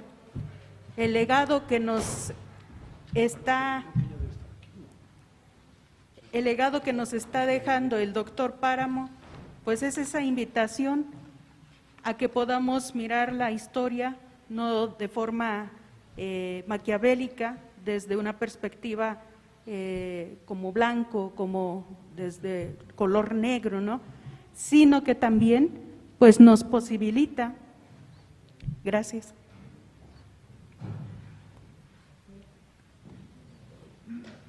Gracias. Sino que también pues nos posibilita mirar desde una perspectiva diferente lo que es la historia, pero también nos exhorta a que esa historia, como bien indica Walter Benjamin, un filósofo polaco del siglo XX, nos conmina a la organización social.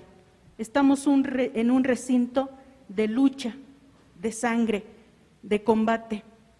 Y ese combate no solamente es en términos sociales, sino desde lo que es la convicción. Ciertamente, como fue tratado y es a la fecha, como bien comenta la compañera, como un indio, como un natural, como un indígena, de forma despectiva, pues esa manera en cómo se le ha mirado, pues ha tenido que ver con la forma en cómo se nos ha educado, un sistema educativo que básicamente lo que permite es pues mirar de una manera no profunda lo que es la historia. Les comentaba, estamos en un recinto de lucha, de combate, y el claro ejemplo está aquí, los obreros de Hércules de Querétaro. El claro ejemplo está aquí con la postura, con la posición que tomó, con esa convicción que tuvo el general Tomás Mejía, y que a la fecha pues sigue siendo, o al menos desde mi perspectiva, sigue siendo una persona que nos invita a la acción, no solamente al estudio, sino también a la organización social. En su momento a él le tocó vivir las deficiencias de la educación, una sola escuela en toda la sierra. Hoy en día las condiciones, aunque han mejorado un poco, pero sí seguimos necesitando de escuelas en la Sierra Gorda.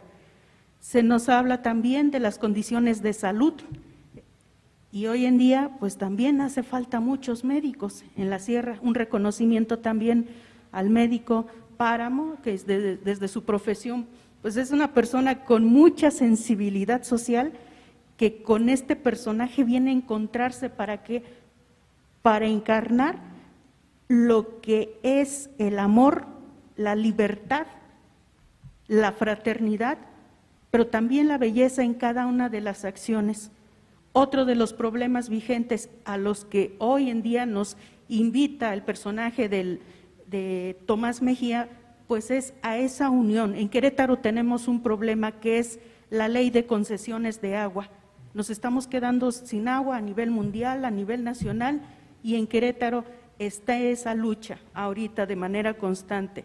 En el municipio de Cadereyta son más de 20 años, Maconí y algunas de las comunidades que no tienen agua. Entonces, la figura de este personaje en las jóvenes generaciones también es un impulso para luchar por lo que él luchó en su momento. Esa es mi participación, y no solamente, bueno, desde una perspectiva desde el escritorio, sino desde el aula, desde cada una de las trincheras, para lograr una inclusión, una participación de todos sin ningún interés también. Muchísimas gracias.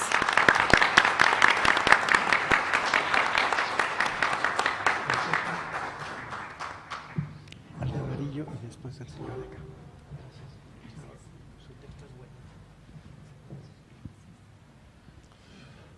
Muy buenas tardes. Nada más que quería hacer una observación y tengo una inquietud. La observación, maestro Páramo, es cuando usted hace referencia de las cartas epistolares entre Miramón y Leandro Valle. No fue antes de fusilarlo, fue en una batalla mucho anterior, porque ya había muerto Leandro Valle. Y por otro lado, si bien es cierto que después del 19 de junio van a existir 3 viudas, la de un emperador, la de un presidente y la de un general, sabemos el tratamiento que se le dio al cuerpo de Maximiliano por Licea. Hay datos del cuerpo de Miramón en la casa de la Zacatecana, si no estoy mal, entendiendo, y si bien es cierto lo que se dice de Tomás Mejía, que la viuda lo tuvo sentadito en su casa un buen tiempo, mi inquietud y mi pregunta es, ¿saben ustedes quién y cómo fue el tratamiento de traer el cadáver de Tomás Mejía a la Ciudad de México? Entendiendo que no tenía el recurso para hacerlo la viuda, y más con un bebito de meses en los brazos. Gracias, buena tarde. Mira, primeramente hay 2 actas de defunción de don Tomás, y en el momento que ya le dan la segunda acta, la viuda se lo lleva a la Ciudad de México. Se lo trae a la Ciudad de México. Es decir, yo estoy en Querétaro. Y efectivamente, como mencionas, sí lo tuvo sentado en una silla. Pero la gente es tan tremenda que decían que cobraba por verlo. De ese tamaño. No es cierto. No es cierto, por favor. Y luego, lo más tremendo, que yo no he encontrado nada, un documento, que el que pagó la tumba fue don Benito Juárez. Por favor, si Benito Juárez puso precio con 20 y tantos, pero mucho dinero al que matara a ese asesino, y si el individuo era otro asesino, un violador y todo, le perdonaban todo y le daban dinero. De esa manera era tan tremendo. Tomás Mejía estaba sentenciado no por las leyes que hizo Juárez y la que hizo Maximiliano, leyes totalmente absurdas, contra todo derecho humano, ambas absurdas, violando la Constitución de 1857, que no aceptaba pena de muerte. Entonces, la historia la escriben los vencedores, y hay que ver un lado y hay que ver el otro. Por eso es que esto tiene bases en documentos primarios en un 95%. ¿Sí? Tengo el lugar donde se juntó Leandro Valle y se juntó Miramón, y le pidió que le encargaba a su esposa, y lo cumplió Leandro Valle, porque se querían como hermanos, y aún estando en diferentes lugares, se siguen queriendo. Otro detalle, el general Miguel Negrete, amigos entrañables con Tomás Mejía, cartas que se hicieron permanentemente. Fue a sacarlo, la quería sacar de Matamoros, fue Escobedo, fue Sóstenes Rocha, fue Miguel Negrete, con fuerzas muy superiores y con armas muy superiores a quitarle a Matamoros. Ninguno de ellos pudo, y fueron a hablar que se rindieran. Y todavía tenía los ataques de Estados Unidos, porque el gobierno de Juárez permitía que entraran filibusteros a golpear a Tomás Mejía. Esa era la realidad. Y todavía Miguel Negrete y él se sigan carteando. Vente para acá, hermano. O el otro, vente para acá. No, yo aquí me quedo. Y siguieron siendo amigos toda la vida. Igual con el general Vicente Rosas Landa. Un detalle que me encontré en un documento después de que Miguel López vendió el sitio, porque lo vendió, ahí no le hicieron nada, y según la ley de las leyes era, si te encuentro con armas y estás contra mí, inmediatamente formen el cuadro y cuerda. Así fue, así era.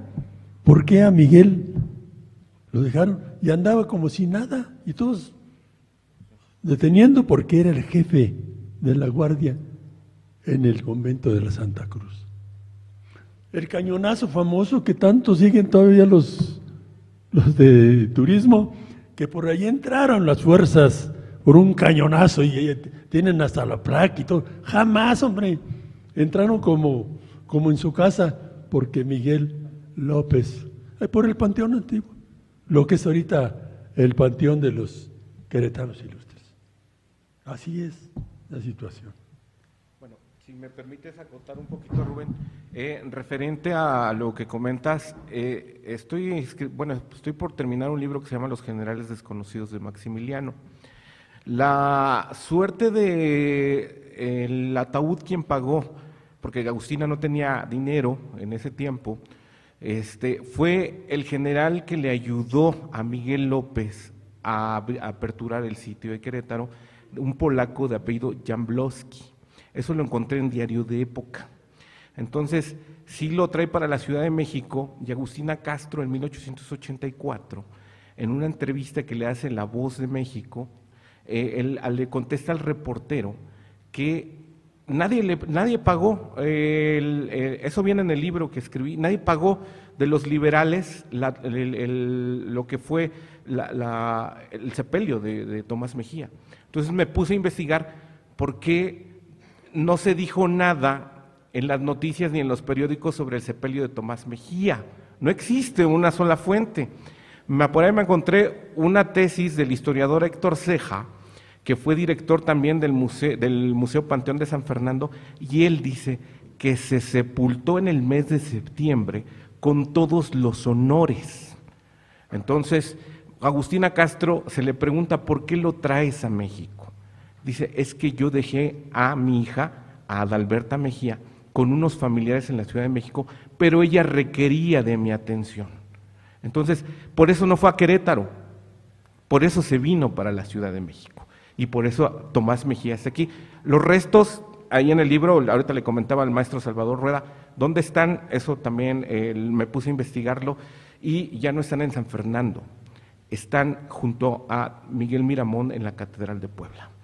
Entonces, eso, lo que comentas sobre Leandro Valle y Miramón, es cierto, eso fue en la batalla de Calpulalpan. Después de que termina ya la batalla, Miramón le escribe a Leandro Valle y le dice, lo felicita porque conoce la carga de caballería que manda Leandro Valle y que es la que termina reventando ya las huestes conservadoras, y lo felicita y le dice, te encargo a mi familia y te encargo a mis hijos.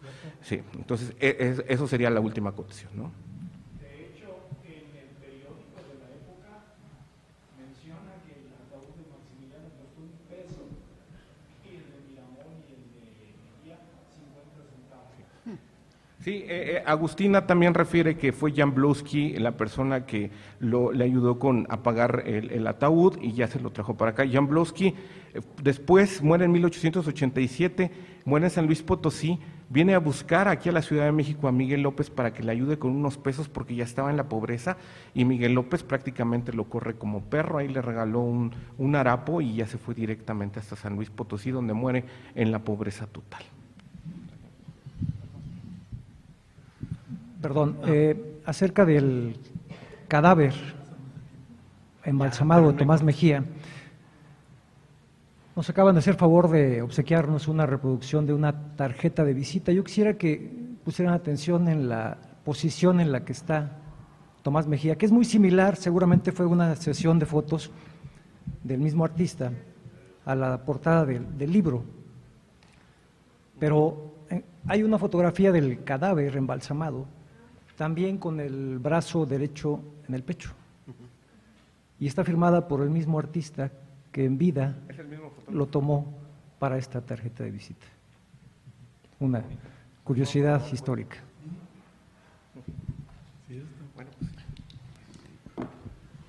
Gracias. Mi nombre es Emilio Carrera. Tenía 4 preguntas, pero ya respondieron 2. Las que respondieron es si hubo traición en Querétaro, ya quedó claro, Miguel López. La que también respondieron implícitamente es la de si el juicio a Miramón, Maximiliano y Mejía fue armado e injusto porque les aplicaron leyes que no estaban vigentes. Bueno, esas ya quedaron contestadas. Las otras 2 es, la Angostura, hubo traición de Santana, y la última, esa foto que mencionaron donde tiene la barba cortada por un cañonazo, pero después en el féretro está completa, dio pie a la leyenda de Justo Armas. ¿Ustedes qué opinión tienen de ese tema? Gracias. ¿De la barba de Maximiliano? No, la de Santana. Sí. No, aquí. ¿Cómo?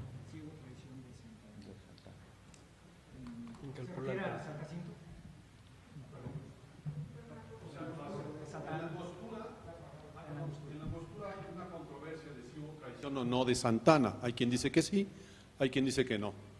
¿Ustedes qué opinión tienen? En la Angostura.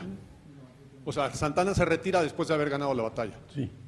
Ahí hubo traición, hubo ya un acuerdo previo con Estados Unidos, con Taylor. O sea, ¿qué opinión tienen ustedes de ese momento controversial en el que, habiendo ganado esa batalla, se retira México y deja Saltillo en manos de Santana y la historia es distinta? ¿Quiere contestar? No, el maestro. No, yo no. Bueno, va para allá. Va para allá. Miren, esta es una fabulosa pregunta, ¿eh? Sí, está muy buena.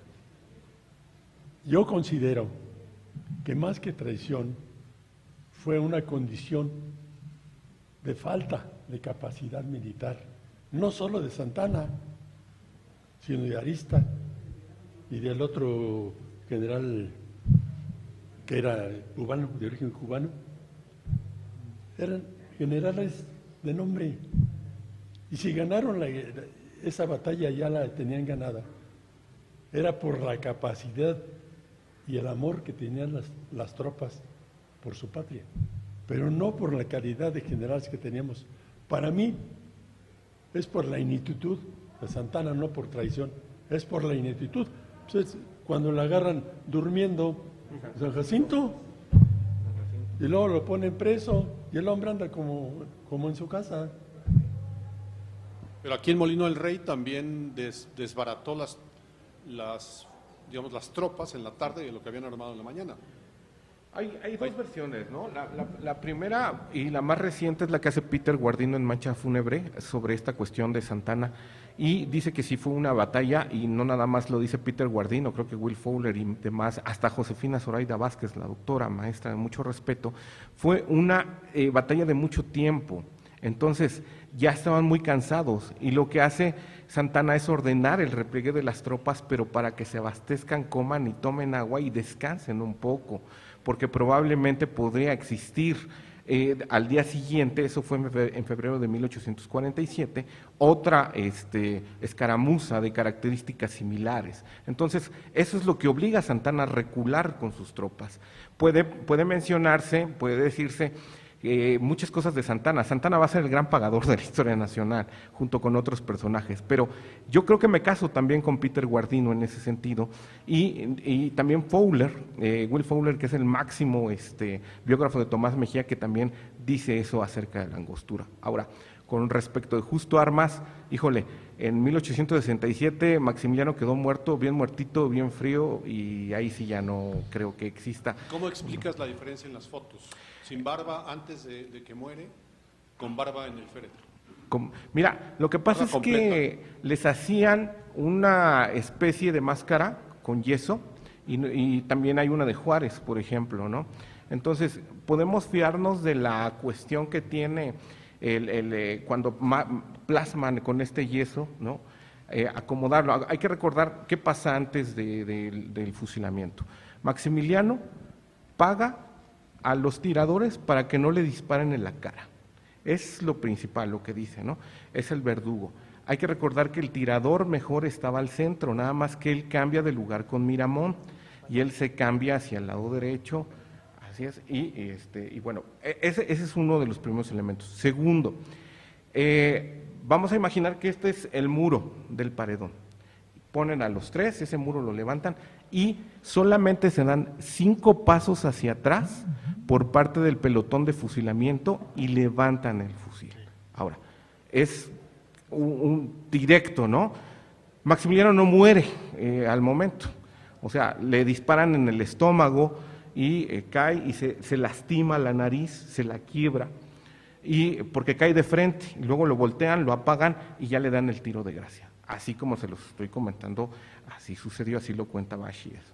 Ahora, esta cuestión que tiene que ver con la barba probablemente haya sido un acomodo que le hayan hecho. No sé, Licea tiene le abren incluso un proceso por lo que hizo, que se llama los harapos imperiales, con esta cuestión de que tiene que ver con las reliquias que vendió en 1914, que esas reliquias las tenía el hijo de José Gardía y Casbalceta.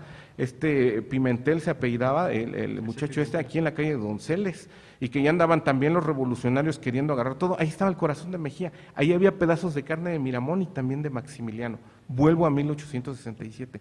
Probablemente haya sido un acomodo de Barba, pero es que Deneke, que es un periodista salvadoreño, el que da esta información sobre Justo, tampoco nos regala ni nos brinda una información fidedigna o fuentes confiables que te digan, mira, esto fue lo que sucedió, ¿no?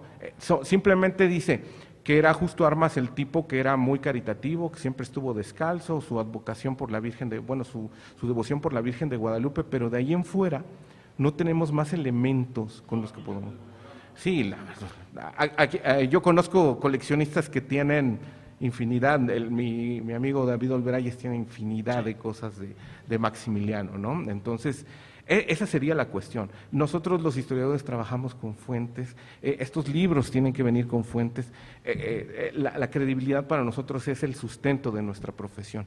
Entonces, probablemente dejemos como el mito, que se oye bonito, novelado, pero sí, Maximiliano el 19 de junio a las 7:06 de la mañana ya estaba sellando, ¿no?, las desgracias de su nueva patria con su sangre. Gracias.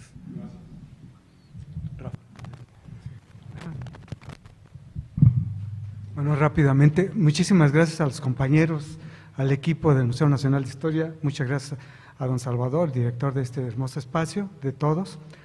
Por último, quiero comentar, a mí lo que me movió en relación a Tomás Mejía es que se habla mucho de Maximiliano, se han escrito libros, y aquí es en nuestro país donde más se le reconoce, en Austria. Si vamos, preguntamos a la gente, nadie sabe, ¿no?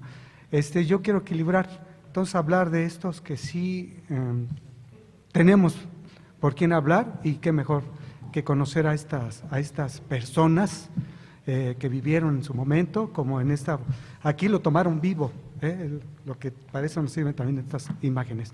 Bueno, muchísimas gracias, muchas gracias a todos los trabajadores, al equipo de aquí del museo. Muy buenas tardes por mi parte. Gracias.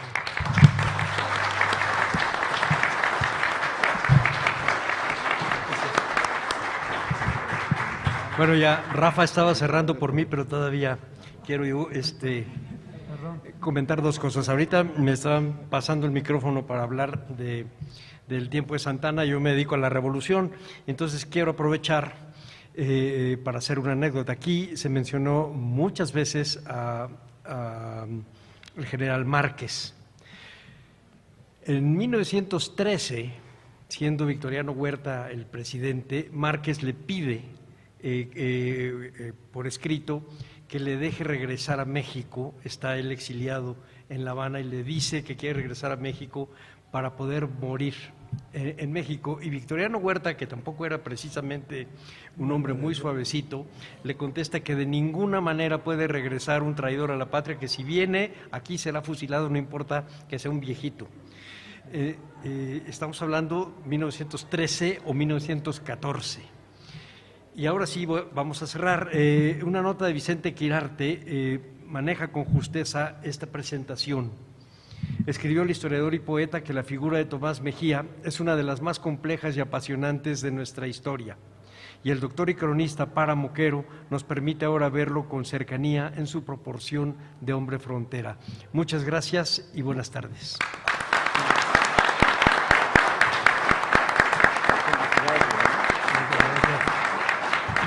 Muchas gracias. Muy bien. Sí. Bueno, acá lo puse. Instituto Nacional de Antropología e Historia. Secretaría de Cultura. Gobierno de México.